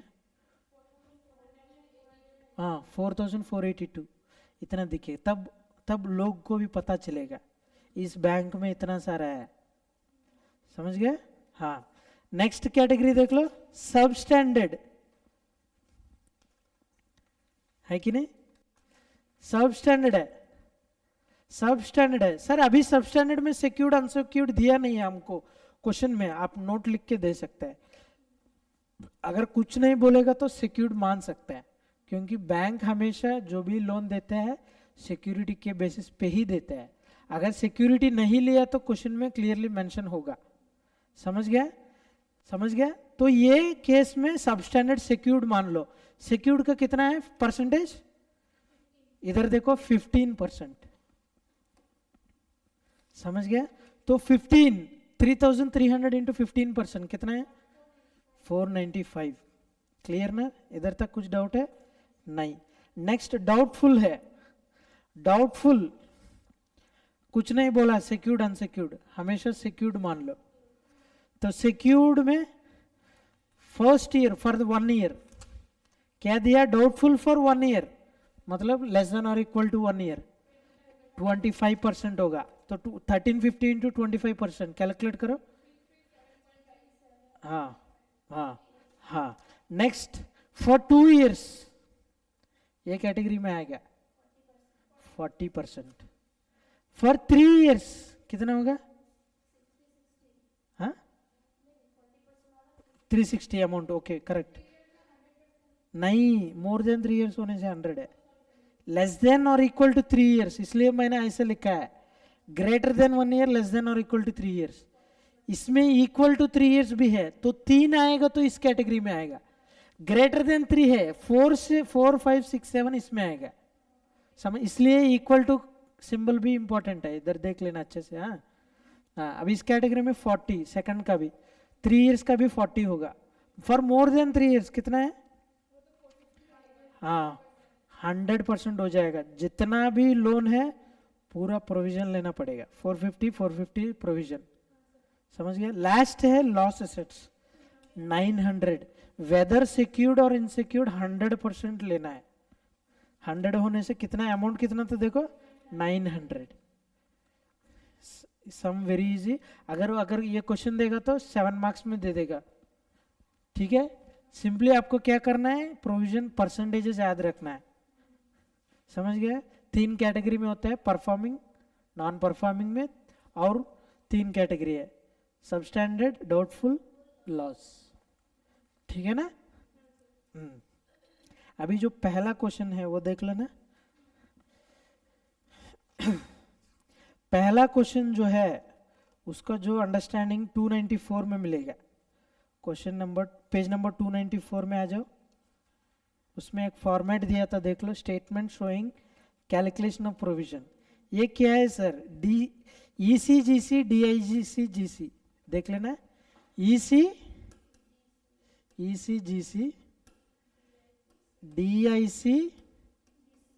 DICGC, ये टंग ट्विस्टर जैसा है। इसका मतलब क्या, मैं बता देता हूँ, देख लेना। कोई भी अगर बड़ा बड़ा कंपनी से एक्सपोर्ट इंपोर्ट्स करता है, समझ गया, एक्सपोर्ट इंपोर्ट्स, ये जो ECGC मतलब एक्सपोर्ट क्रेडिट गारंटी कॉरपोरेशन, समझ गया, एक्सपोर्ट क्रेडिट गारंटी कॉरपोरेशन। जो एक्सपोर्ट करते हैं उसको पहले कुछ एक्सपोर्ट करने के लिए मैन्युफैक्चर करना पड़ेगा इधर उन लोग के लिए, तो उन लोग के पास पैसा नहीं रहेगा तो वो लोग बैंक में जाकर लोन लेते हैं। ये ECGC या DICGC एक कॉरपोरेशन है गवर्नमेंट का, ठीक है ना। ये लोग, ये अगर ये लोग जिसके पास पैसा नहीं है बैंक में जाके लोन मांगेगा, बैंक तुरंत बोलेगा ECGC या DICGC से एक ये लेके आइए, मतलब गारंटी लेके आइए, समझ गए। ये एक्सपोर्ट है ना, बड़ा बड़ा अमाउंट होगा, उन लोग को नॉर्मली करोड़ में देता है। तो ये नॉर्मल किसी एक बंदे को देके इसको गारंटी में देने के लिए बोलने से नहीं देगा वो लोग, समझ गया। मैं मेरा फ्रेंड को लेके जा रहा हूँ, बोल रहा हूँ इसको गारंटी देके मुझे दे देना 10 करोड़, ये 100 करोड़, 100 करोड़, हाँ देगा क्या? आप दो लोग को बेचने से भी नहीं आएगा 100 करोड़ बोलेगा है कि नहीं। इतना बड़ा अमाउंट्स में वो लोग जनरली बैंक्स नहीं देता है, प्रैक्टिकली मैं बोल रहा हूँ, एग्जाम्पल है। इसलिए क्या होता है, ECGC DICGC ये गवर्नमेंट ऑर्गेनाइजेशन है, वो लोग एक्सपोर्ट्स प्रमोट करने के लिए ये लोग गारंटी देते हैं। सर ये लोग के पास फिर जाना पड़ेगा बैंक से, बैंक बोलेगा इधर से लाओ, फिर ये बंदा अप्लीकेंट कहाँ जाएगा, ECGC में जाएगा। ECGC में जाने से ये पूरा डिटेल्स ले लेगा, क्या बिजनेस करेगा, क्या मैन्युफैक्चर करेगा, ठीक है, टर्नओवर कितना होगा आपका, एक्सपेक्टेड कितना है, ये सब। सर ये लोग को क्या मिलते हैं, हमारा इंडिया का फॉरेन करेंसी बढ़ेगा ना। एक्सपोर्ट करने से सपोज हम US को एक्सपोर्ट करें, हमको डॉलर मिल जाएगा, तो डॉलर मिलने से अच्छा है ना, कंपनी ग्रोथ होगा। तो इसलिए एक गवर्नमेंट ऑर्गेनाइजेशन गारंटी देता है टू एनकरेज एक्सपोर्ट्स, समझ गया, ये सब कॉन्सेप्ट है। तो इसलिए ये जो है एक बार वो देख लेना, स्टेटमेंट देख लो, अमाउंट आउटस्टैंडिंग है कि नहीं, अमाउंट आउटस्टैंडिंग फॉर्मेट देख लो, इधर नहीं, पेज नंबर 294 में मैं बोल रहा हूँ, फॉर्मेट दिया था ना, ठीक है। Amount outstanding less realisable value of security, जब इतना बड़ा लोन ले रहा है तो सिक्योरिटी देना पड़ेगा, लेस ECGC या DICGC कवर। ये जो पोर्शन है, कवर मतलब क्या था, गारंटी है, समझ गया। ये जो ECGC ये जो है वो लोग सब क्रेडिट वर्दीनेस देख के दे देगा। तो ये लोग जनरली सोच लीजिए 100 करोड़ का लोन होने से वो लोग बोलेगा, ECGC बोलेगा 50% हम गारंटी देते हैं, वो लोग पूरा नहीं देते हैं, ठीक है ना। अभी क्वेश्चन में देख लेना कितना बोला है एक्चुअली, क्वेश्चन दोबारा पढ़ो, दोबारा पढ़ना।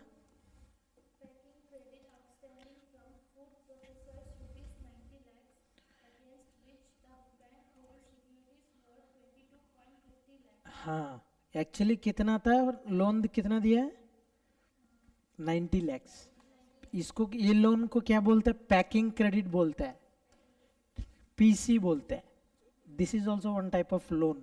CC जैसा है कैश क्रेडिट, ये packing credit. Packing credit signifies this person is going to export something, समझ गया। PC पैकिंग क्रेडिट कितना दिया था लोन, 90 lakhs। सिक्योरिटी वैल्यू कितना है, 22.5 lakhs ही है। नेक्स्ट आगे आगे जाओ। हाँ ECGC ने गारंटी कितना दिया था, 50% दे दिया। The above advance has remained doubtful for more than 3 years, समझ गया। Doubtful for more than 3 years होने से फिर क्या होगा, 100% हो जाएगा, समझ गया ना। अभी ये फॉर्मेट देख लेना, अमाउंट आउटस्टैंडिंग कितना था, PC अमाउंट आउटस्टैंडिंग कितना है 90 lakhs माइनस सिक्योरिटी वैल्यू देख लेना, सिक्योरिटी वैल्यू इज 22.5, तो अनसिक्योर्ड पोर्शन कितना होगा 67 पॉइंट, इधर तक ठीक है। नेक्स्ट अभी इसमें से ईसीजीसी कवर 50% है, ईसीजीसी कवर कितना था 50%। अभी जो अनसिक्योर्ड पोर्शन है इसमें 50% कितना होगा देखो 33 पॉइंट, जो बचा है वो 33.75 होगा, है कि नहीं। हाँ, इससे तो माइनस 50% होने से बचेगा 50%। Understood. This is net unsecured balance, net unsecured balance. Sir ये जो 50% है सिक्योर्ड है क्या, हाँ सिक्योर्ड है, क्योंकि ईसीजीसी ने गारंटी दे दिया है कि नहीं, तो ये रियलाइज होगा कंफर्म, तो ये अनसिक्योर्ड पोर्शन है। अभी अनसिक्योर्ड पोर्शन क्या बोल रहा है, the advance remain doubtful for more than 3 years, तब क्या होना चाहिए, इस जो अमाउंट है 33.75 इस पे 100% प्रोविजन लेना है कि नहीं, इस पे इसके ऊपर 100% प्रोविजन लेना है। जो सिक्योर्ड पोर्शन है इधर इसके ऊपर भी 100% लेना है। क्यों, क्योंकि ये तो अभी जो अमाउंट है कितना आउटस्टैंडिंग था 90 आउटस्टैंडिंग ना, 90 में ये 22.5 भी है ना। बैलेंस शीट में बैंक का बैलेंस शीट देखेगा एसेट लोन्स बोल के कितना दिखेगा 90 दिखेगा, है कि नहीं। 90 का सिक्योरिटी है कितना 22.5, सिक्योर्ड पोर्शन का भी हम लेते हैं ना प्रोविजन। इधर देखो डाउटफुल सिक्योर्ड, ये टोटल 90 लाख लोन डाउटफुल बोल रहे हैं क्वेश्चन में, है कि नहीं। जो सिक्योर्ड भी होने से हम डाउटफुल का प्रोविजन लेते हैं ना, हाँ सिक्योरिटी का भी प्रोविजन लेना पड़ेगा। समझ गया कितना है ये, मोर देन किस में आएगा कैटेगरी, मोर देन 3 years, तो ये 100% लेना पड़ेगा। Unsecured portion 100%, unsecured portion 100%, secured portion का मोर देन 3 years कितना कौन सा कैटेगरी में आएगा देखना पड़ेगा, उसका भी प्रोविजन लेना पड़ेगा। समझ गया। अभी इस केस में 33.75 100% लेगा और 22.50 100% लेगा, टोटल कितना है देखो प्रोविजन,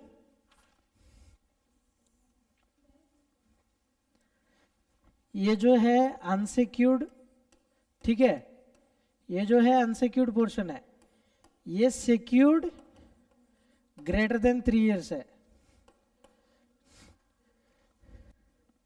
कुछ डाउट है कि मैं दोबारा एक्सप्लेन करता हूं। इधर ये जो 33.75 अनसिक्योर्ड पोर्शन है, तो अनसिक्योर्ड पोर्शन में 100% लेना है, क्लियर ना। अभी ये जो है सिक्योर्ड ग्रेटर देन 3 years, ये जो 22 है सिक्योर्ड पोर्शन है लेकिन डाउटफुल मोर देन 3 years, इसलिए ये भी 100%। टोटल कितना है प्रोविजन देखो,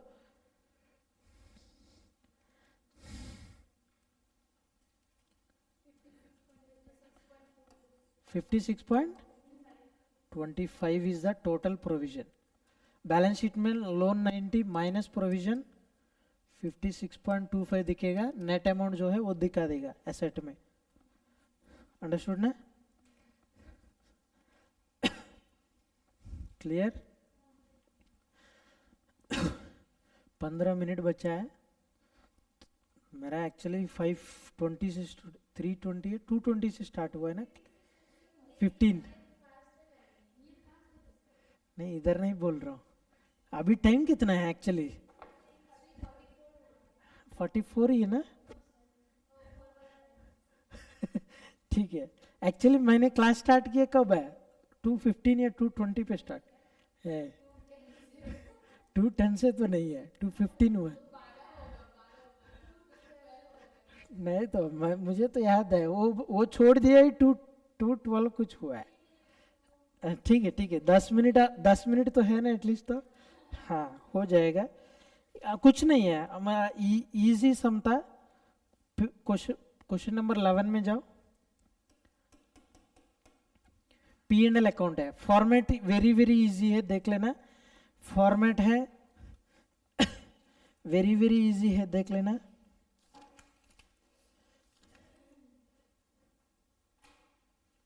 पहले फॉर्मेट देख लेंगे।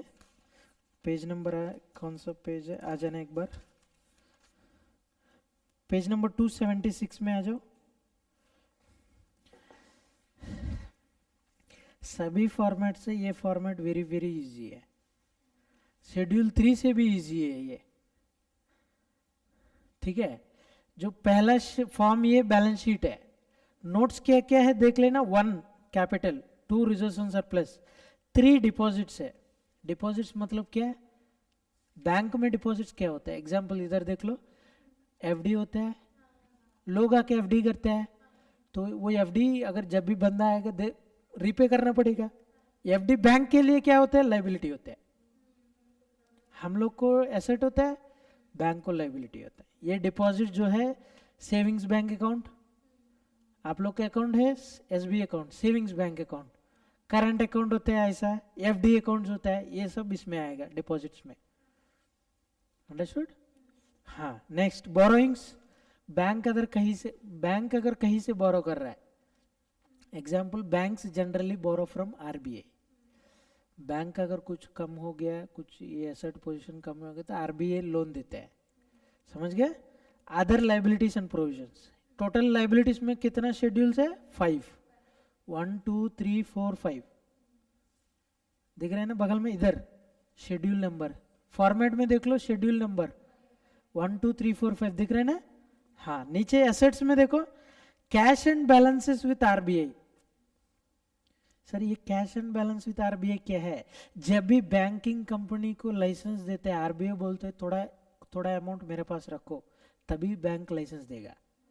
सोच लीजिए वो बैंक पूरा डूब गया, एग्जाम्पल विजय माल्या जैसे एक बंदा आएगा बैंक में, डूब जाएगा बैंक पूरा, है कि नहीं। विजय माल्या कितना करके चले गए वो, बहुत अमाउंट है वो, ठीक है। वो बैंक मैनेजर को मैनेज करके वो ले लिया पैसा, बहुत ज़्यादा अमाउंट लिया है।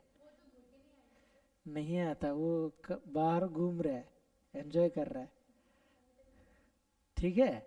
ऐसा तो क्या था, ऐसा बैंक्स नहीं डूबने के लिए आरबीआई थोड़ा अमाउंट बोल देते, इतना अमाउंट रख दो मेरे पास बोल के। तो ये अमाउंट जो रखते हैं एसेट है, क्योंकि ये बैंक का पैसा है।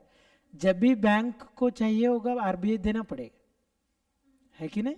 जब बैंक अच्छा परफॉर्म कर रहा है, उसके पास ज़्यादा एसेट्स है, सब परफॉर्मिंग एसेट्स है, तब आरबीआई वो पैसा को छोड़ देगा, अब ले लीजिए, जरूरत नहीं है, ऐसा, ठीक है ना।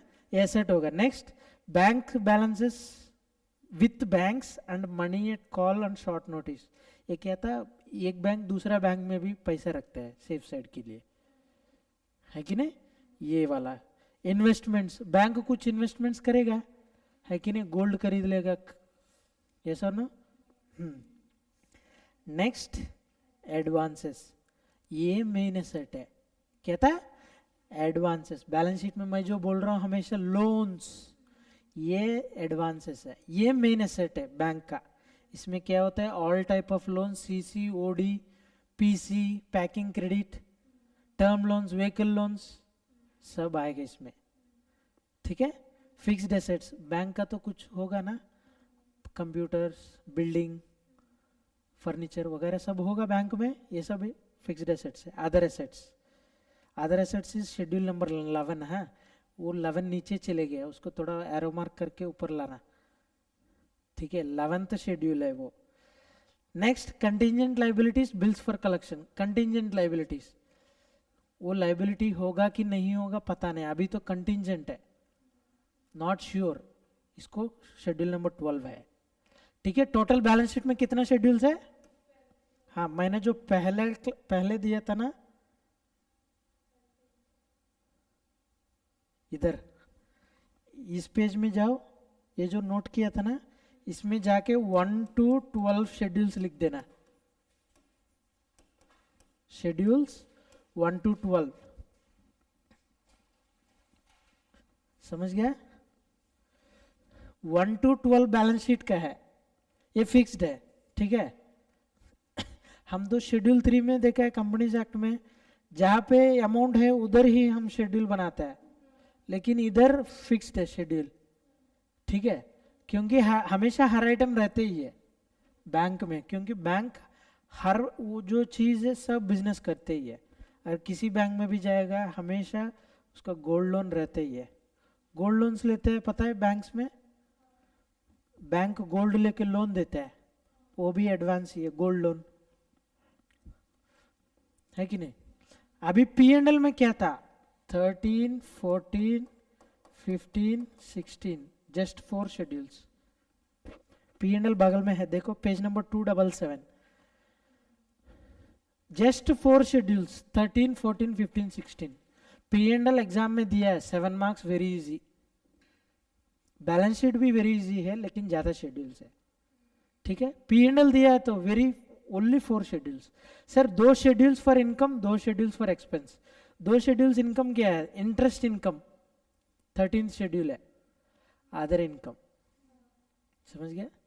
इंटरेस्ट इनकम तो बैंक का मेन इनकम है, क्योंकि जो लोन देते हैं ना उसके ऊपर इंटरेस्ट है ना, ये मेन इनकम है। सर अदर इनकम भी होगा क्या, क्या कुछ होगा, सोच लेना बैंक में अदर इनकम क्या होगा। सिक्योरिटी का नहीं, और बैंक चार्जेस होते हैं ना, आप लोग ATM card charges, ATM card देने के लिए हमेशा कुछ 120 150 कुछ काटते हैं, ये सब अदर इनकम्स होते हैं। मेन इनकम इंटरेस्ट क्या है, ये सब सब्सिडरी इनकम, ठीक है। Next second, interest expenditure, main expenditure है। सर कैसे है, डिपॉजिट्स है ना, savings bank account, current account, deposits, FD, इन सभी के बैंक इंटरेस्ट देना पड़ेगा, वो तो ये होगा, हाँ बैंक के लिए लाइबिलिटी हो जाएगा, है कि नहीं। बैंक लोन दे रहा है, बैंक को इंटरेस्ट आएगा। बैंक को कोई एफडी दे रहा है, मैं जाके एफडी दिया, एफडी डाल दिया, मुझे इंटरेस्ट देना पड़ेगा ना, तो ये बैंक को आउटफ्लो होगा, ये तो मेन एक्सपेंडिचर है।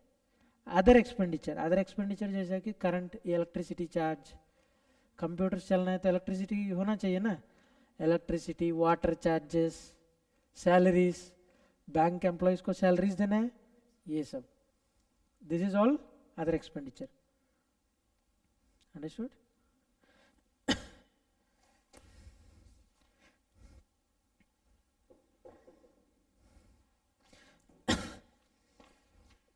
पहले P&L का सम खत्म कर देते हैं, वेरी इजी सम है। पेज नंबर कौन सा था देख लेना, 11, question number 11, page number,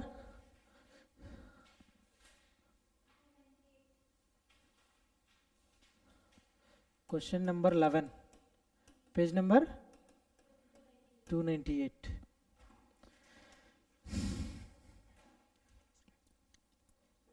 question पढ़ लो फास्ट, पढ़ लो पढ़ लो।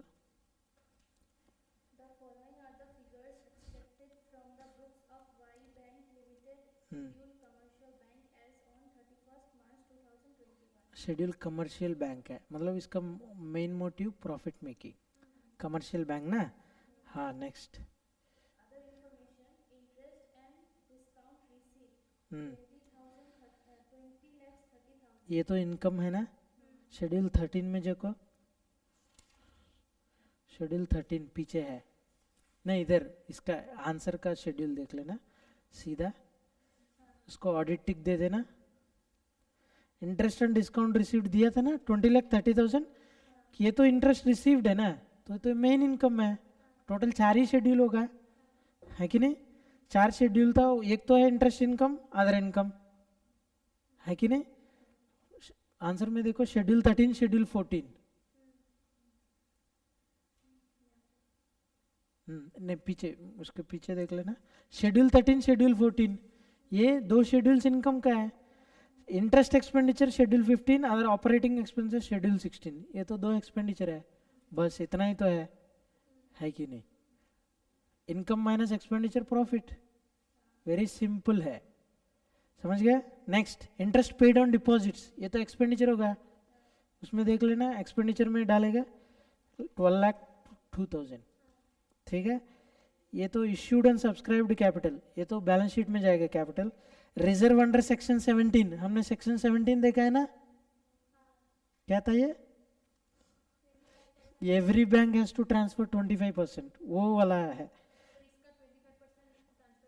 नहीं नहीं, ये ऑलरेडी रिजर्व जो ट्रांसफर किया वो वाला रिजर्व बैलेंस है, ये बैलेंस शीट में जाएगा, समझ, ये बैलेंस शीट का आइटम है, वो लोग कंफ्यूज करने के लिए आइटम दे दिया, लेकिन ये बैलेंस शीट का आइटम है, समझ गया ना, इसमें से P&L आइटम्स को ही लेके हम P&L बनाना पड़ेगा।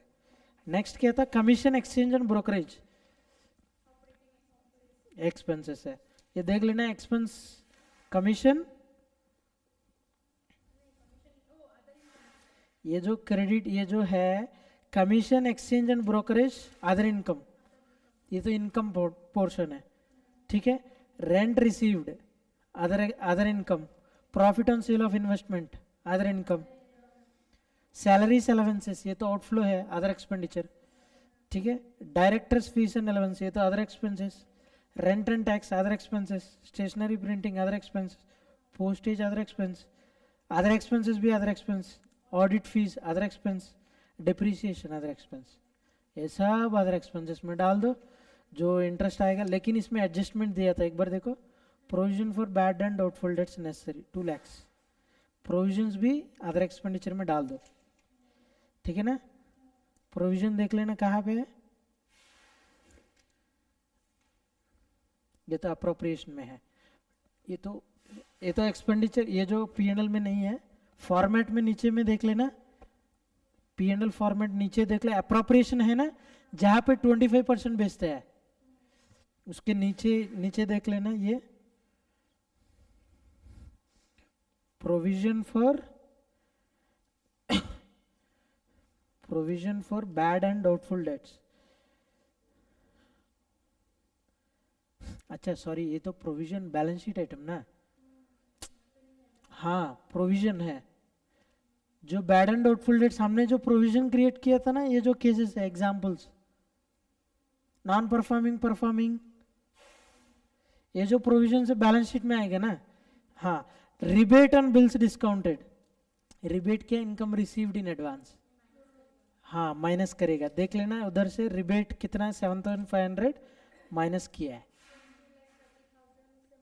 माइनस करेगा, करेक्ट। जो शेड्यूल 13 है देख लेना, शेड्यूल 13 में देख लो, नेक्स्ट पेज में माइनस किया है, देख लो किया है ना, हाँ एक ही आइटम था जो बैलेंस शेड्यूल 13 को टोटल कर सकता है, अभी सिर्फ एक ही बैलेंस ना, जो नेट 2022 को लेके जाना P&L में, हो गया।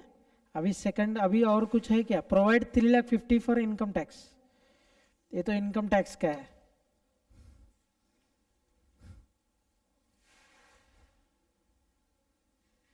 ठीक है। और directors desires to declare 10% dividend, ये तो डिविडेंड होगा, अप्रोप्रिएशन में जाएगा, P&L में देखो अप्रोप्रिएशन के नीचे होगा डिविडेंड। ये जो प्रोवाइड 3,50,000 फॉर इनकम टैक्स, ये तो उधर जाएगा, कहाँ पे, बैलेंस शीट में जाएगा, प्रोविजन फॉर टैक्स, ठीक है। अभी अदर इनकम तो सभी आगे है कि नहीं देख लो, अदर इनकम में commission exchange brokerage rent net profit on sale of investment आया था ना,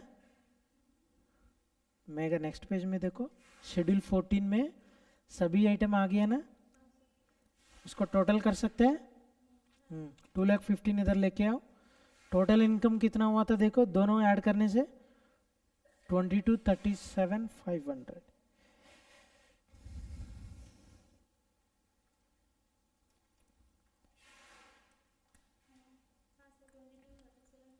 आए ना, ये टोटल है, सिर्फ 2 शेड्यूल है इनकम का, समझ गया।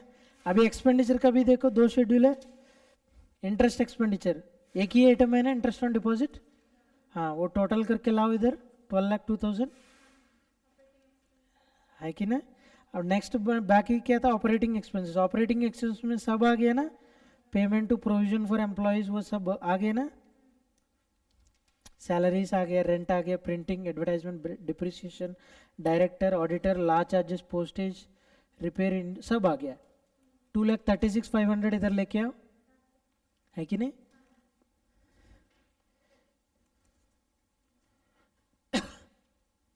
अभी प्रोविजंस जो है, प्रोविजंस के एंट्रीज क्या होता है देख लेना। प्रोविजन, पहला प्रोविजन क्या था, बैड डेट्स ना, प्रोविजन फॉर बैड डेट्स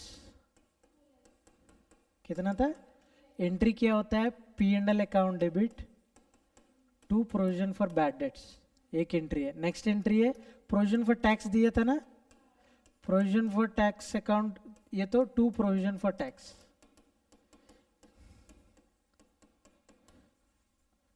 समझ गए। पी एंड एल डेबिट है क्योंकि ये पी एंड एल से प्रोविजन थोड़ा बाहर रखेगा, सिमिलर टू सेक्शन 17, 50%, 25% जो स्टैट्यूटरी रिजर्व में भेजेगा ना, है उसके पहले हमने थोड़ा प्रोविजन बाहर में रखना है, समझ गया। ये जो लास्ट आइटम है देख लेना एक्सपेंडिचर के बाद, प्रोविजंस एंड कंटिंजेंसीज, उसमें ये दो आएगा। बैड डेट्स का अमाउंट कितना है, 2 लाख ना, इसका 3,50,000, टोटल मिला के कितना है 5,50,000। पी एंड एल में टोटल डेबिट होगा एक्सपेंडिचर साइड 5,50,000। ये तो प्रोविजंस एंड कंटिंजेंट लाइबिलिटीज है, कंटिंजेंसीज है, ठीक है। जो क्रेडिट बैलेंस है ये बैलेंस शीट में जाएगा, समझ गया, ये बैलेंस शीट लाइबिलिटी साइड जाएगा, अंडरस्टूड। हाँ, अभी जो टोटल एक्सपेंडिचर का टोटल कितना है देखो,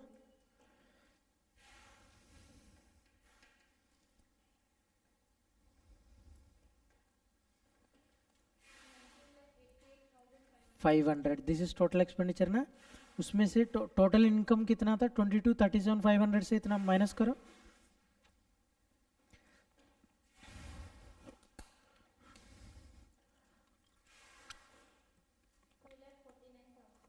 आया था ना। ओपनिंग पी एंड एल का बैलेंस क्वेश्चन में दिया नहीं है तो यही क्लोजिंग हो जाएगा, ठीक है। अगर ओपनिंग रहेगा तो देख लेना प्रॉफिट और लॉस ब्रॉड फॉरवर्ड, मतलब लास्ट ईयर का होने से इधर ऐड होगा, लेकिन नहीं था कुछ भी। 2,49,000 अभी 2,49,000 से सेक्शन 17 में, सेक्शन 17 के हिसाब से कितना भेजेगा 25% भेज दो। 2,49,000 में 25% कितना है देखो, 2,49,000 कितना है 62,250। बैलेंस कितना बचा है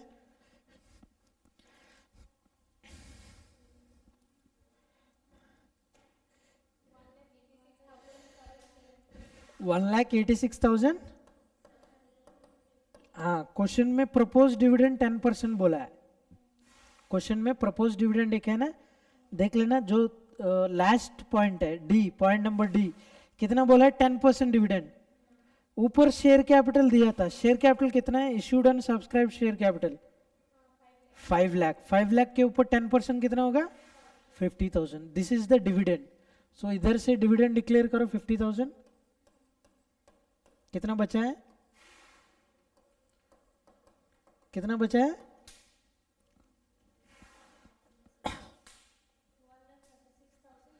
हाँ ये अमाउंट बैलेंस शीट में जाएगा। शेयर कैपिटल जो है मतलब जो रिजर्व्स एंड सरप्लसेस है ना, reserves and surplus P and L balance, ये वाला अमाउंट जाएगा पी एंड ये बैलेंस शीट में, समझ गया ना। ये तो नेट क्लोजिंग प्रॉफिट बैलेंस है आफ्टर ऑल अप्रोप्रिएशंस। इसमें मेन अप्रोप्रिएशन क्या था 25% सेक्शन 17 के हिसाब से, ठीक है। ये क्वेश्चन में बोलेगा नहीं, मैंने बोला है ना क्वेश्चन में बोलेगा नहीं, सेक्शन 17 के हिसाब से 25% आप लोग खुद बेचना पड़ेगा, मतलब उसमें बेचना पड़ेगा 25%, ये एज पर सेक्शन 17 आप लोग बेचना पड़ेगा इसका, ठीक है ना।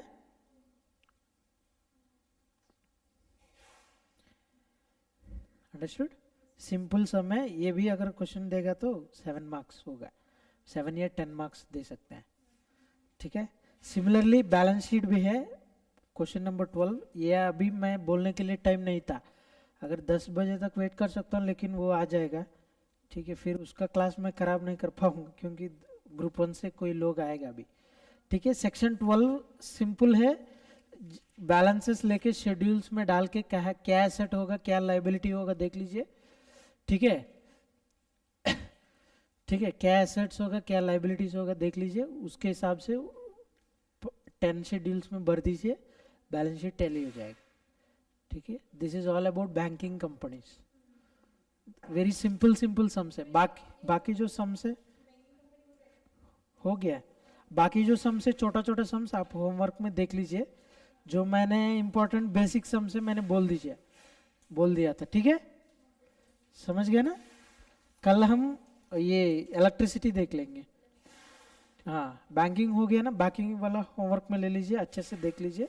और वो जो बैलेंस शीट है ना, कल होमवर्क में कर लेना एक बार कुछ डाउट होने से मैं नेक्स्ट क्लास में डिस्कस कर। हाँ, बैंकिंग का जो बैलेंस शीट है 11 शेड्यूल जो होते हैं ना, 12 शेड्यूल्स होते हैं, सॉरी 12 शेड्यूल्स एक बार देख लेना अच्छे से, क्वेश्चन में कुछ डाउट होने से हम डिस्कस करेंगे। ठीक है।